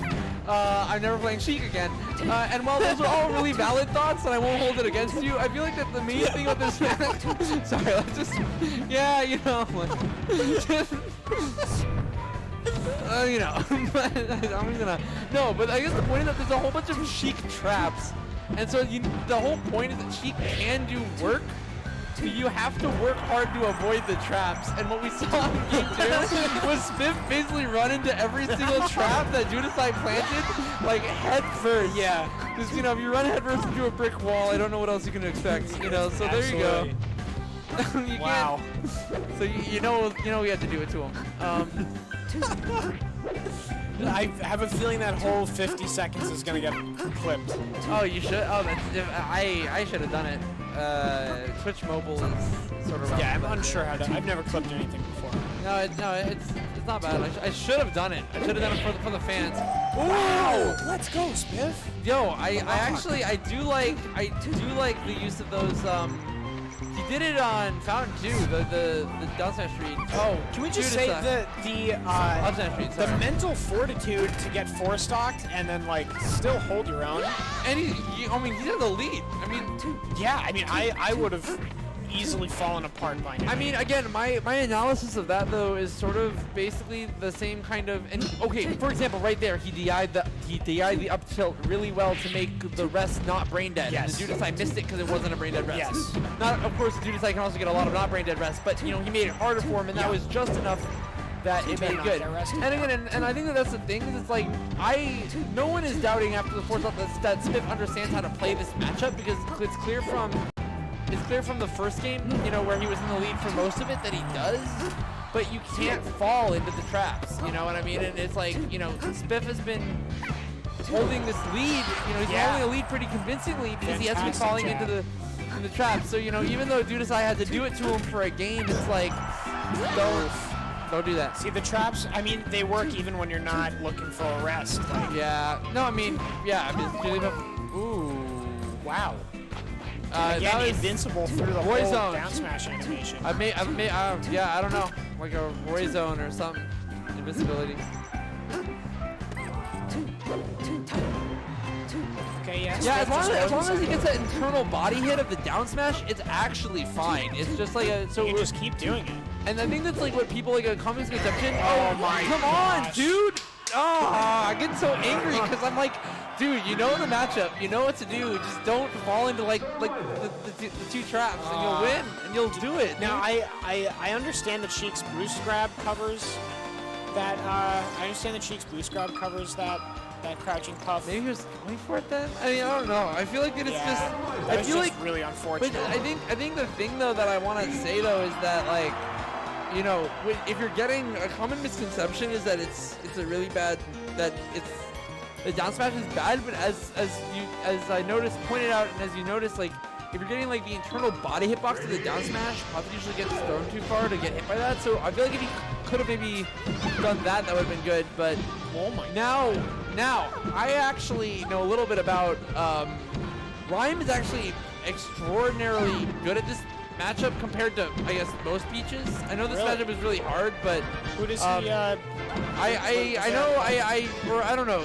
I'm using outdated info, but I saw him play Dudasai. Oh, I don't know, like many months ago. I don't remember where, but this was, and I remember him doing pretty well. I don't remember who won, but it was close. I love the turnip drop trying to get a confirm off that. That's really cool from Rhyme. Rhyme, I don't know too much about the nuances of this matchup compared to like Sheik Puff, but which I only know of course because of David and Mally. But Yes. but in this matchup it seems to be that turnips would be really helpful because I feel like that in I feel like that projectiles is something that Puff isn't really well equipped to deal with. Yeah. And you see Rhyme just Yeah. pulling turnips like a madman. Yeah. Oh, but it got him, but not a Great kill. DI. Hey, and you know, and we take that, so Yeah. that's good.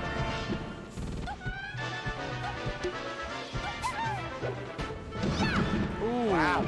You see it, but oh, hello. He didn't want to play with that, which I understand. Yeah, and Rhyme just, really pulling turnips every chance he gets, because I think that is like the thing that gives Peach a chance in this matchup. Right. I mean, and let's actually run through the first two. So the last 3 times he's used a turnip, not including that time. The first one was turnip into down smash, but he used the turnip to make Puff go low into the down smash. The second time it was during the recovery to give Peach back, and then the third time it was to make Puff back off and to increase damage. You know what I mean? It's like, and Puff doesn't really have many ways of really easy to deal with it. So even though I think this matchup is obviously Puff favored, in a really big way, I think that like the turnips prevent it from completely being a Puff show. That Yes. like Peach can, has some agency in how and how things go. But I mean, the matchup is brutal. He gets a lot off of the aerials. So, there you have it. But, but this is sort of what I'm talking about, though, where, like, Rhyme does know how to do some stuff, and, like, the game isn't pretty close, so I would say Rhyme, at least at this level of play, I think he's decent at, understanding how to fight Puff. Yeah, he's doing quite well. Oh no! Oh no! Oh no!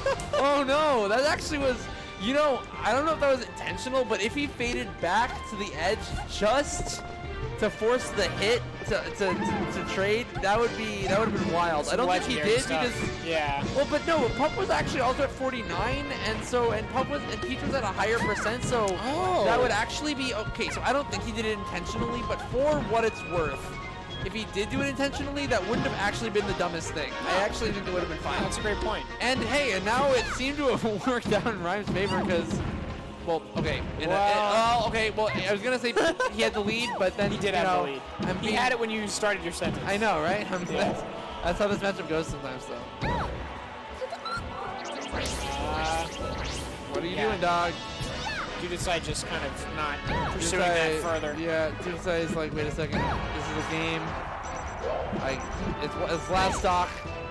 Do that Nair! That was Yo! dope. Yo, reverse it of Nair into the blast zone. That is not something you see every day with Buff. That's wild. It looks cool, No, it looks cool. It's it's really sick. I'm really. Okay, so I assume we're into a bit of a slower game just because Rhyme is going to want to, hang back and pull turnips whenever he can. I don't know, man. I don't know enough of this matchup to understand. I feel like that Peach doesn't have like huge kill options on Puff, so I feel like Puff could just live forever. So I mean, but again, I'm not the genius here, so there's probably something okay. I mean, Rhyme has been holding the lead, so that was 100% input flub, like a pound flub. But I don't know. Maybe Rhyme, aside from input error from Dudasai's side, maybe Rhyme does know something about how this matchup behaves that I don't. I love that. Yeah, that's so good. It's so cool. Man, I don't think of of Puff as a character to get caught by the down smashes, but Rhyme seems to have been finding it, and of course that down smash damage on Puff is really crucial. Yeah, you it know? matters a lot because you need to win more neutral interactions in order to kill Puff than you would, a Fox. Right. And yeah, when your hey. down smashes are doing like 40 plus, like that's very important. So I think the turnip drop setups, are in that pursuit. Yeah. Well, like that turn up there was really good. Like just using that one as an example is he threw the turn up while the Puff was shielding in order to because of the shield stun, get below Puff and like use that. And that's a very easy way of doing like a turn up. Even when it's on shield, there's ways of like placing the turn up in a way where defensively it like helps you gain position and stuff.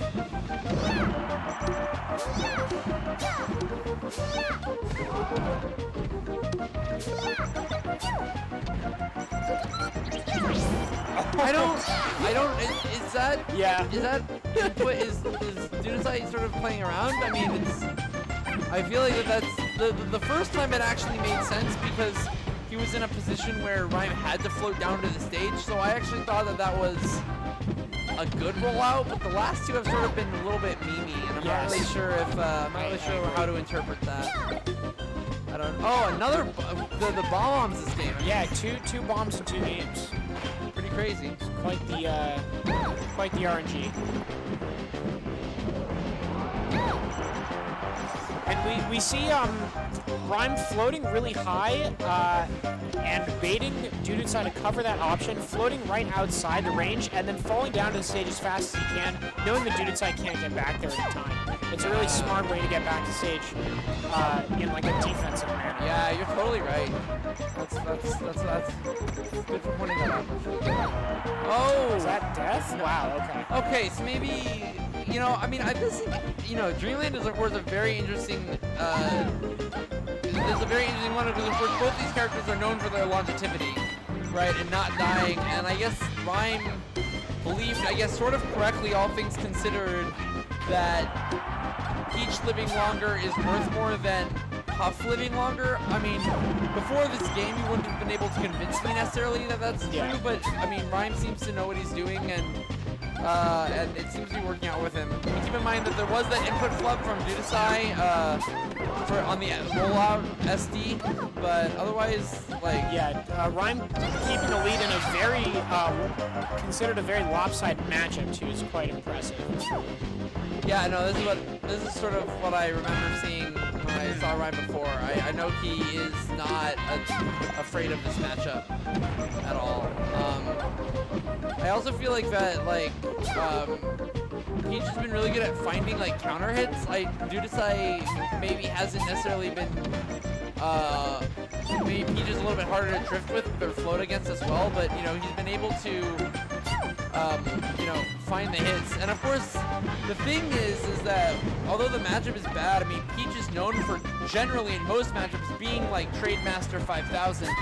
And in this case, I feel like the trades don't really work that well for Puff because, and even with the SD, that was a convincing 2-stock. So, even with the SD from Dudasai, I would say that was very well played on Rhyme.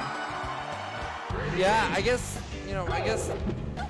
Puff just kills Peach faster than Peach kills Puff because, Dudasai immediately goes back and puts that on to Yoshi's, or a smaller stage.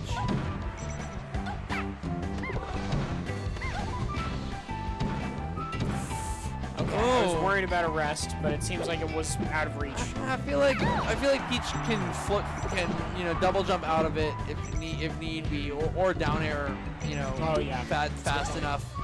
I don't think Peach has that up throw, has the up air rest hit stun, but yeah, wow.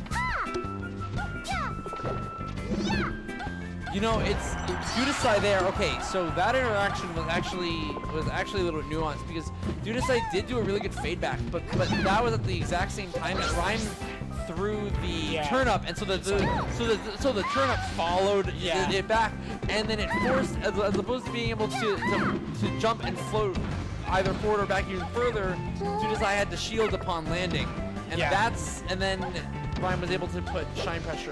Sorry, not shine pressure. Float cancel pressure, and I think that was like really good. And I think Yeah, full hop turnip.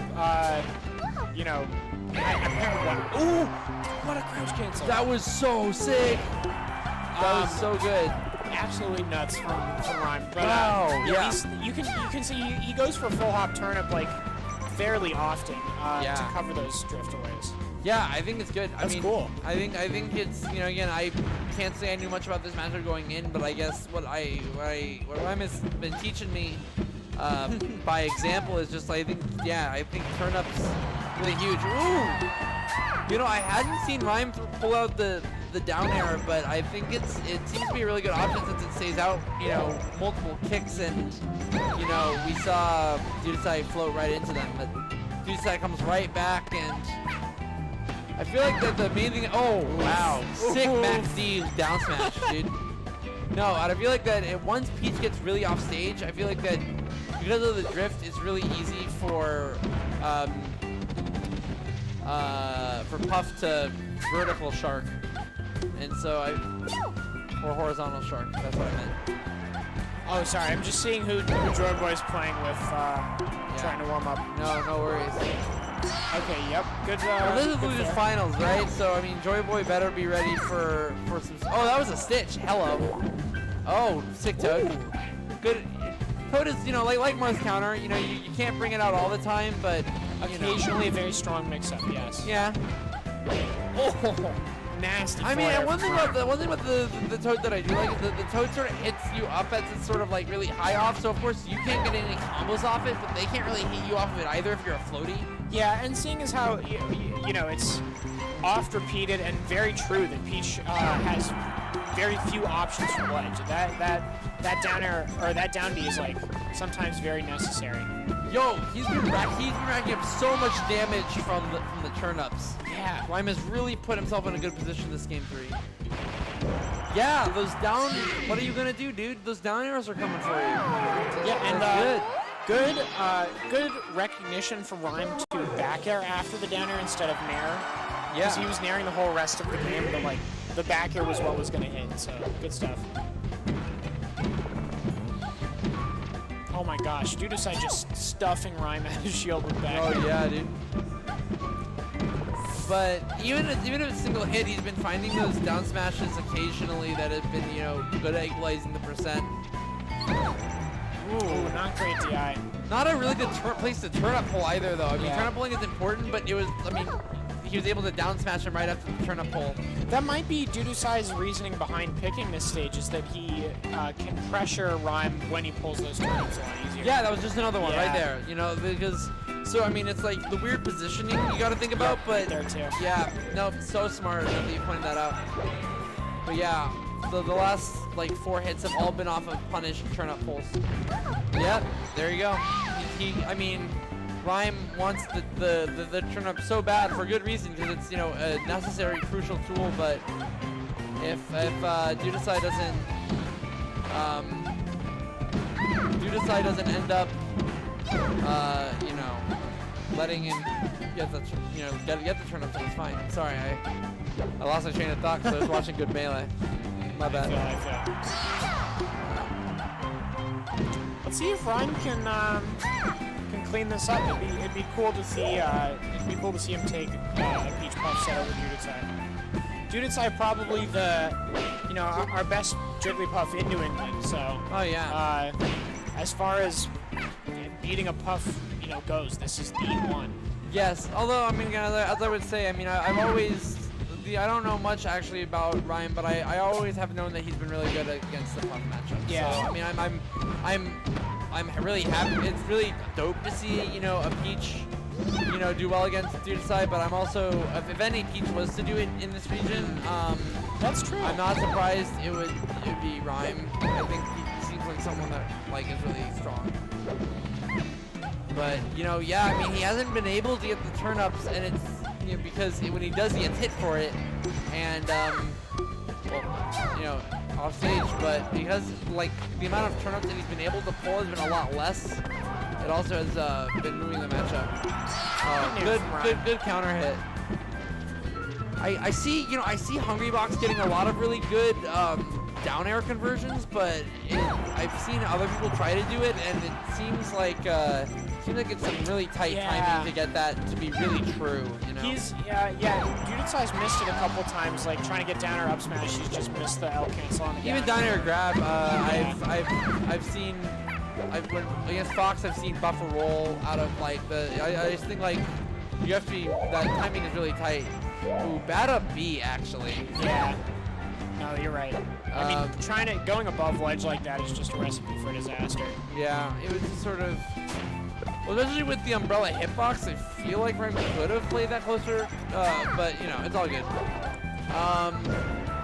Rhyme is, you know, doing okay, but considering the scoreboard in a floaty matchup, I think that, you know, I'm not gonna say anything until the stock's over because it is last stock and Rhyme can just go on a train, but I feel like it's hard on Yoshi's when you don't have like the free turnip farm. Oh, but there was a really good down smash. I feel like that maybe he's getting caught wave dashing because I feel like that if Judicai just sort of holds up, he shouldn't be getting hit more than once on the down smash, but maybe Rhyme is really good at reading the. Okay, man. Rhyme bringing that all the way back. I'm glad I didn't say anything because I was saying in a floaty matchup, normally when you're when you have an entire stock lead. Yeah. I mean that's so much in a floaty matchup, but Rhyme making me eat my own words. And now we're back to Rhyme and Joy Boy. Yeah, no, we did see Joy Boy kind of give him hands and winners. So oh Lord, yeah, both hands. I mean, Rhyme, you know, heck, I think it's, you know, it shows that there's levels, but I don't. Again, good on Rhyme though. I mean, he again certainly a man that knows the matchup. Yeah. So you know, and it's always good to, I feel like, to see that because I feel like that when you only see like really top players, especially HBox, who's like the best puff in the world, I feel like some people like get bad misconceptions about like how the matchup is played like at like the lower levels, and it's like, you know, like just because like at the top level things become a lot more difficult, it doesn't mean that if you're wondering like how a matchup should be played that like, you know, it isn't winnable at like the mid level. I feel like it's like in many ways these kind of, it's really easy to learn like a lot about Melee from watching sort of you know, a slightly lower echelon than like the top 20 of Melee. Yeah, you know? just because HBox was beating Armada's Peach in, you know, 2013 doesn't mean that that every puff beats every Peach. Yeah. And I think that is a misconception. Or that Peach can do nothing. And I really hate, I always hate the phrase like, oh, you can do nothing there, because I feel like that, like, it's usually wrong, and even when it isn't, there's like these details like, okay, maybe there was nothing that they could do in that situation, but is there something that they could have done to get out of that situation? Like, I think it's a very narrow-minded view of Melee to just be like, oh, like this there was nothing I could have done to avoid this interaction. Like, it's very like very blinders way. I guess I'll just let it happen. Well, right. Well, and it's not conducive to improving. It's like, well, I can't do anything, especially, I don't know. I'm a mid-tier main, so it's like, you know, when I'm like, you know, playing a high tier, and it's like, oh, like I'm getting shine, you know, I'm getting shine gimped a lot. It's like, oh, like, you know, saying to myself, there's nothing I can do is not helpful. It's like, okay, well, can I snap to ledge faster? Can I like buffer roll out of these scenarios? Like, you know, like that's how I think you should think about how to play the game. Absolutely. Whether you're a high tier, mid tier, whether you're new, whether you're a veteran, it's sort of not accepting things. Oh, wow. And then he drifts all the way. That was so crazy. He drifted under the stage to try to catch like a shallow angle. I feel like Joy Boy is just is fast enough that like getting that the risk reward doesn't seem to be there. Like, I feel like that against Judicai, speaking more on this particular match in general, I feel like that, and what we saw last game too is that, you know, like he'll go out there, right? Oh, okay, well that was a flub, but you know, in general, you would see Ryan go off stage, but then if Fox makes it back, I mean, Joy Boy comes and like shines him, or then starts edge guarding him, and like just the trade-off that we're seeing here doesn't really seem to be working in Rhyme's favor. That's a great point. Yeah, Rhyme either has to hit his edge guards perfectly or just opt to take center stage. Yeah, and I would relax say a little. Rhyme should maybe, I don't know, take a breather wow. and like, oh, like this is really good. These like this is sort of more what I'm talking about. But I also feel like that Rhyme isn't bad at holding center stage and sort of winning these interactions. So I feel like it's, of course, it's always tempting to go out there. Good, but I was actually really good at jumping by Rhyme. But in general, I feel like it's really common to like, you don't like to want to go out there and just sort of seal it, but you always, you gotta think about the risk reward, and it's like, well, yeah, if I get out there and I, you know, catch Fox, he's dead, but I mean, I think that, especially against Joy Boy, you have to respect it, and like, Fox's recovery is good enough that if Fox gets back, Joy Boy is gonna shine me, you know, or punish me, or... Yeah, or just kind of box me out. Yeah. Absolutely. And so I feel like that's just, oh, the platform. Good recognition from Joy Boy that he can get on the platform. And I feel like that, you know, when you play Melee, it's important to, you know sort of, or if you don't know, find out really quickly, like sort of, you know, how much respect you should give the opponent. See, this is an example, okay, this is sort of right what I'm talking about, where like Joy Boy just got this entire stage control string off of Rhyme going off stage, missing, and then, you know, it's just not worth it. It's, I mean, I'm not one to say don't go for that because, you know, Rhyme is in grand finals and I'm not, but I just feel like that I'm seeing that not work for him like over and over again. Yeah.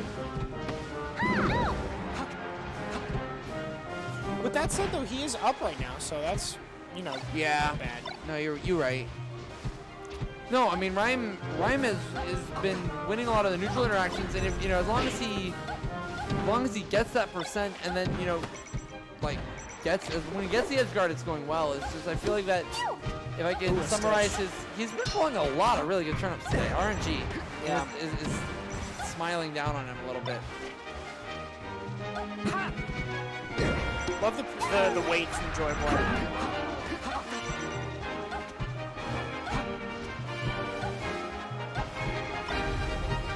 Wow. Round and shine his shield. What a madman. You see, I've noticed that, you know, a lot of the stocks that Rhyme has been taking, oh man, hate to see that. Yeah. But Rhyme was at really high percent, so that's not, of all of the really bad things, that's not the end of the world. Wow, good up tilt. Wow, really good. I think, you know, in situations like that, Peach does kind of want to come down on you when you up smash your low percent as Fox, and like, you don't have to let her do that. Interesting. I don't know if he meant. Oh, wow. A beam sword? Yeah, I don't think he wanted the beam sword though. I feel like having it is. I think it's good to throw it away. It's fun, but not that good. It's a novelty item. It is most definitely. Darth Vader. Yes. Unless you're PGH Carroll, he makes those. Oh work. yeah, well PGH Carroll makes everything work. He's sort of a madman. Oh man. You know what? I'm actually not going to. You know, I actually like that. Rhyme actually stayed on stage actually and just sort of reacted to what Joy was doing, and I'm not gonna shame that because that is sort of what I was saying. Like it's good that he didn't go out there and try to hit Fox as he was firefoxing and just waited because he has been winning the interactions that he literally just was able to get the down smash conversion later. And I think that I think Joy Boy, you know, I think Rhyme's really good at winning the neutral. I think he's really good at finding the hits. So I just think if he is a lot more conscious on you know, how he does edge guards, I think that he has the potential to do ridiculously well, and he did, and he took the game, you know. And again, he's winning the neutral in this area, and he's hitting him off. I just think that as long as he's confident in center stage, I think that that's sort of really good, especially versus Joy Boy, who we were talking about half an hour ago, really likes having center stage and really likes, you know, setting up the walls. And that sort of seems like how Joy Boy's been playing today. And I think that Rhyme has been winning a little bit more neutral, and that's been making Joy Boy a lot more uncomfortable.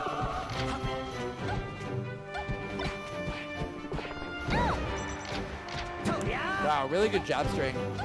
And, you know, the delay between those jabs, too. Excuse me for one moment. No worries. My bad. No worries, Doc. Yeah, no worries. Go for it. Yeah, I don't know what it is today. I mean, I'm, you know, normally someone that is fine at edge guarding, but, you know, he just seems to, off stage, he just doesn't really seem to be converting. So, you know, Rhyme seems to be a little bit more cognizant of that though, and he has seemed to be focusing a little bit more on getting those exchanges and sort of hitting off and being ready for Joy Boy as he's coming back, and not going for sort of like the crazy stylish Armada edge guards, which I think is good. Because he's sort of been whiffing them today, and so it's good to be cognizant of what you're not being good at.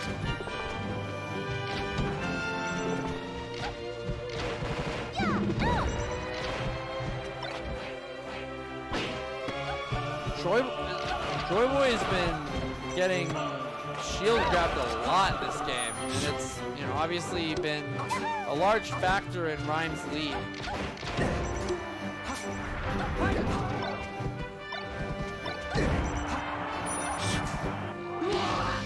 Yeah, I just think, you know, I think that he has the really good corner pressure, so I don't think Rhyme necessarily needs to like go out as much. I think that I'm seeing him like apply really good shield pressure. He's getting these grabs, he's getting these down smashes. I think his ground game is super strong right now.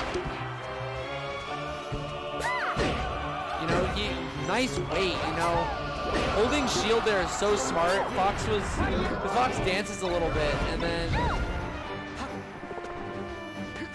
you know, but Joy Boy just literally was able to wait it out and then got the conversion off of it. Yeah, Rhyme has basically missed every aerial attempt to hit Fox off stage, like today. But you know, he's playing so like a ridiculously strong round game, so I'm not shocked at all that he's pulling out the lead. Ready? Go!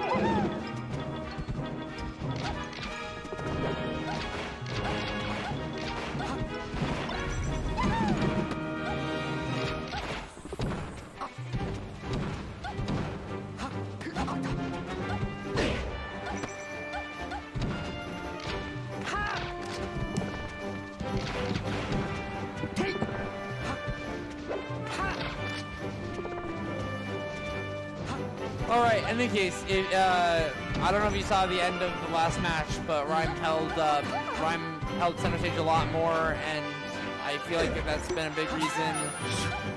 He's been pretty much missed every aerial off stage he's gone with for, you know, an edge guarding Fox, but his ground game has been super strong, and so he's up 2-1.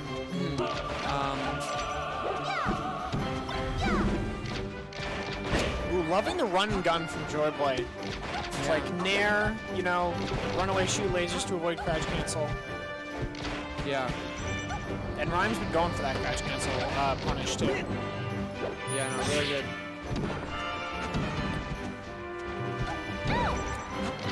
All right. Ooh, just missed.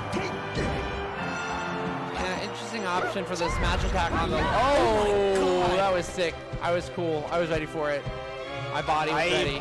Would love to know what that was. I'm assuming in Luigi is something similar with the Voodoo Dash. I'm assuming it's the side B, and if you get momentum and you exit the, if you do it on a platform, and you do it and you time it right, I'm assuming it's a Voodoo Dash with Peach's side B. It's hard for me to go through the nuances of a Voodoo Dash right now on stream for Luigi, but it'd be interesting if it's the same where if your side B is, you know, gives you like momentum and you like cancel it, then it takes you off and it adds to your drift. And Wow. You go. That's so cool. Voodoo Dash is a similar way you do it with Luigi's Fireball, but it's because your momentum doesn't stop. It's because normally when you go off stage, your normally when you go off stage, like, or when you run off a platform, your momentum changes, right? Like you drop down, right? Yeah, I've seen Luigi players like wave dash backwards and then fireball. Yeah, and it's the same idea because while the animation of the fireball is going, you maintain all your horizontal momentum. And I'm assuming, so that's what a voodoo dash is. So I'm assuming that like the Peach version of the voodoo dash is to do it with the side B where she falls off stage but she maintains the vertical momentum. And that's really my melee knowledge is there. I do notice that. That makes sense. But so that's my best guess. Wow, rare misplay from Joy Boy. Yeah, I liked how he was refreshing because he was refreshing in a way that would like avoid an up B, but he just gets called out. And that is a bracket reset. Okay, we're in for the long haul, folks. Well, Rhyme has been playing so much better. I think Rhyme has sort of found what he's good at today, and he's been really capitalizing on that. And I think that as long as he continues that, then I think Joy Boy, he's making Joy Boy a little bit less comfortable. Yeah, we could see another 3-1. Yeah, well, maybe. Well, any case, this is Joy Boy gave him the hands, but you know we've seen a little bit of adaptation at this level, and so we'll not see.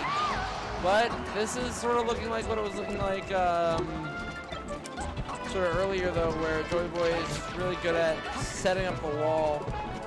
And you know, when we really didn't see that on Pokemon Stadium, like we didn't really see like a really serious wall. There was a lot more scrapping going on, and I feel like that if Joy Boy can find the wall again, then I think that'd be really sick.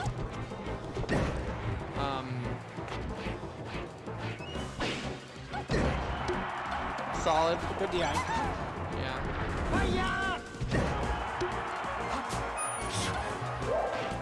Ooh, good. Good use of the up B. I like that a lot. Yeah. Alright. Hey, got the job done. So that's really good.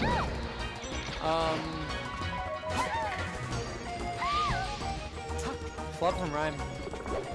Sort of unfortunate, especially in this matchup. You hate to be down by an entire stock. Because the comeback potential just becomes so much harder.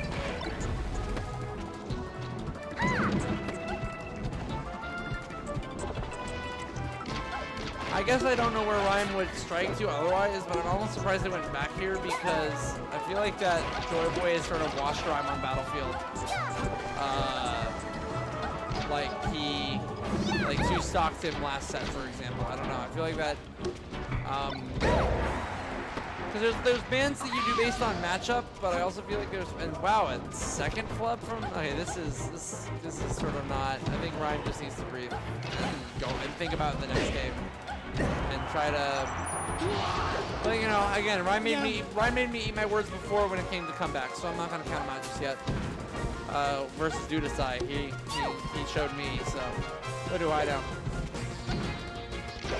But yeah, in general, if I was to ban a stage versus Joy Boy, even though Battlefield is not, you know, a bad stage against Fox, I don't know. I feel like that he seems to be very strong on it. Yeah. So this is certainly. And look at Joy Boy, you know, just going to the top platform, taking a breather. Yeah. The top platform is really high on Battlefield, so like if Peach has trouble getting up there, Joy Boy knows that. He definitely seems to be dropping down with the aerials a lot. Yeah. And if you think about it in Stadium, of course, the platforms are very small, and most of the neutral exchanges won't have that. So I think that I think Joy Boy definitely really likes those platforms. I think he's just really strong on Battlefield. So yeah, I don't know. Probably would have been a place I wouldn't want to go, but maybe. But we'll see. In any case, Joy Boy taking the lead, but set 2. Yeah, and he's starting not to jump into those. I mean, Joy Boy, you know, not falling for those down smashes on platforms. And something I broke a record from. Oh, come on. Unfortunate. Yeah. I'm gonna be a broken record because I literally said something similar with, you know, but more than an hour ago in winners finals. But you know, really in this matchup, if you can bait out the down smash, or you not even bait it out, but just if you can if you know the Peach well enough to sort of understand where the down smashes are coming, it gives you like an edge, because then it gives you an extra punish, and it shakes up the Peach a little bit, like at the player level, makes them less confident in their punish. Also, shout out to Rhyme. That was like one of the first really good offstage edge guards that he's had all game. So it's good. It's good to. I mean, the conversion when you get it, it's so worth it. I mean, you get the Fox kill, but it's good. Can I just say I noticed something? Some advice for foxes at all levels. It's said pretty commonly, but non-DIing Peaches up throw behind her. We saw Joy Boy DI behind Rhyme on an up throw and then just get down smashed immediately. You up throw into down smash is true if you DI behind Peach. That's always something to keep in mind. And I mean, you know, it's said 2 grand finals. It's extremely late at night. Joy Boy's he's gonna forget that eventually. Oh, Dot-Eye? Yeah. Yeah. Wow. Nice. You know, and it's a bummer because it doesn't look particularly close, but it's important to remember that Rhyme had 2 major flubs this game. Yeah.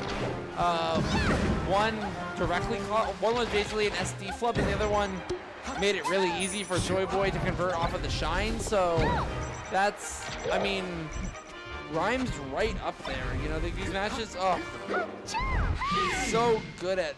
Joy Boy is so good at finding those shines. I mean, I think that's why. You know, if I'm ever afraid for Rhyme, it's when he's off stage. I mean, that's Joy Boy's really good at finding that. I think that. But I mean, again, these games actually have been closer than they look. It's just there's been a couple of really bad flubs that have been costing Rhyme the stocks. Which I mean, and even though it's late at night, I mean, Joy Boy's gonna take those to the bank. You know, that's why. It's the same thing with missing the offstage edge guards. Like when you miss those, like Joy Boy is gonna have the maximum punish. I mean, you know, that is part of the part of what it takes to be a great player is can you play, you know, 7, 8, 9 rounds of tournament into the night.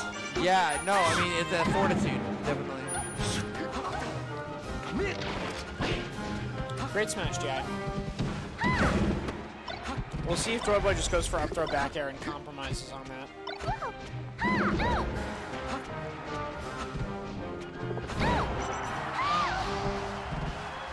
All right, good. I mean, I don't know.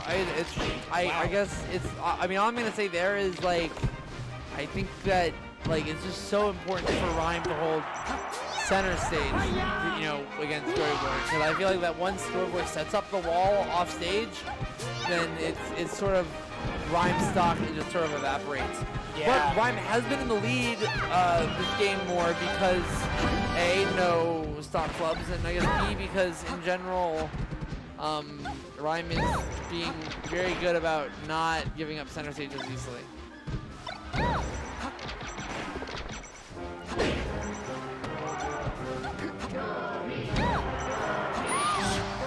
Sort of a weird float height, considering that Fox is on the ledge. Maybe trying to shark out a tournament winner, but it didn't work out for him necessarily. Nice, hello, Mr. Sad. We've gotten some interesting turnip pulls today, keeping things fresh. Yeah, I think that there have been 2 Saturns from Rhyme just in top 8. I really like how and 2 bomb bombs and a couple stitch faces and a Dot-Eye. Yeah. I really like. Yeah, wow, you're right. I really like any gauge on that stock that just got taken from Joy Boy. I really like what Rhyme did, where like he's like reacting a little bit more to instead of trying to shark it out, he's sort of like, you know, sort of waiting for Fox to do something and reacting, which seems to be a lot more consistent for him. Like he's just sort of chilling here and, you know, waiting for, you know, for like the Fox to do something, which is a very good thing to do it. And of course, without the flubs and a little bit better holding center stage, that was a 2 stock on Rhyme's end, right? So I mean, there's no doubt that. And I feel like the pace, like the amount of time in between neutral interactions has slowed from like, you know, compare this set to the winner's set. I feel like the time in between neutral interactions is a lot slower now, which favors Ryan. This is my opinion, pretty much as a floaty main myself, but my good friend David K. Westby Yes. used to say we were theory crafting for a little bit way back in the day, and we still say this now, but you know, in floaty matchups, if you're a floaty versus a fast faller, your mission, should you choose to accept it, is to make the match go on as long as possible. Yeah. Right? Like you don't want. Let me just raise it this way. For the most part, in a Peach Fox match, if it's a 2-minute match, you're not going to see Peach on the windscreen. No. Right? It's like those aren't the kind of. Also, that was a great side B to up air conversion. You don't see too many of those on a lot of. It's not true on a lot of characters, but Joy Boy was able to find it. But you know, I feel like if Rhyme can just sort of like draw it out a little bit, then I feel like that's his advantage. But those up tilts, speaking of moves that do a lot more damage than you think they should, those, you know, it's like Fox, you know, you don't think of him as like, you know, Ganondorf in terms of damage racking up, but it's like 3 up tilts and 3 aerials is a quick 75. Yeah, absolutely. You know, woof, that's hard. But, you know, and I would like to point out to everyone that Ryan did win here twice in set 1 of Grand Finals. He won twice on Joy Boy's counter pick, so Joy is looking good, but this is certainly not out of the realm of possibility for Ryan to bring it back. Joy Boy has been looking for those down smashes in neutral a lot, and he's getting a lot of punishes, like a lot of whiff punishes on him. So hopefully Ryan will, you know, pick up on the fact that these down smashes are not, you know, the ratio of successful to unsuccessful down smashes is not what he'd like it to be. You know, and down smash is one of those moves where you're like, oh, well, down smash is broken. And yes, well, down smash for many reasons is like a ridiculously good move, but it is not necessarily broken. Like, it is punishable, right? Like, if you whiff, like, there's a billion, you know, especially as a character like Fox with the frame data, right? Like, there's many ways you can, like, go out punishing it, so, and in many ways I feel like that, not Rhyme's a little bit too upper level to be talking about this, but especially, like, a lot of, like, players that play Peach, you know, especially when they're learning, you know, they take maybe a little bit too much from Mac D and just sort of spam down smash, and it's like, you know, a really good player will notice that, and because it's so good, you just want to rely on it, but it's punishable enough that, like, it's sort of a baby's first sort of how to beat Peach is to sort of wait for the down smash. Yeah, and Ryan is throwing him out a lot now, and he's gotten punished multiple times. I think he's a little bit shook. He hasn't been necessarily playing as well as he did the previous set. Yeah. Maybe he's a little bit burned out. Who knows? That right there is sort of a small example of what's been going on all game. When he's off stage, he's been missing, I want to say 85% of the off stage. And it's like, and it's just brutal to see because it's, you know, because it's so bad for Peach when you get punished off stage, but it's so good when you get the conversions. So I understand why Rhyme's going for the risk and reward, but just today it has not been his thing, and that's a bummer. But he's still in it. He's still scrapping. Yeah, but that's it. On the bright side, you can go over these VoDs in the future. See what he needs to clean up. Good stuff for both players. This was good. No, I mean, Rhyme reset the bracket. He did a stellar job. You know, he clearly put on a good show, and we saw a lot of a good back and forth and a lot of good adaptation. So I might actually go play some more Melee. So I think, especially with that, I'm gonna peace out. But it was good commentating with you. Yeah, you too, man. Zia, and I'm Saltmine from MIT, and I hope you guys have a really good stream. Thank you. Yep.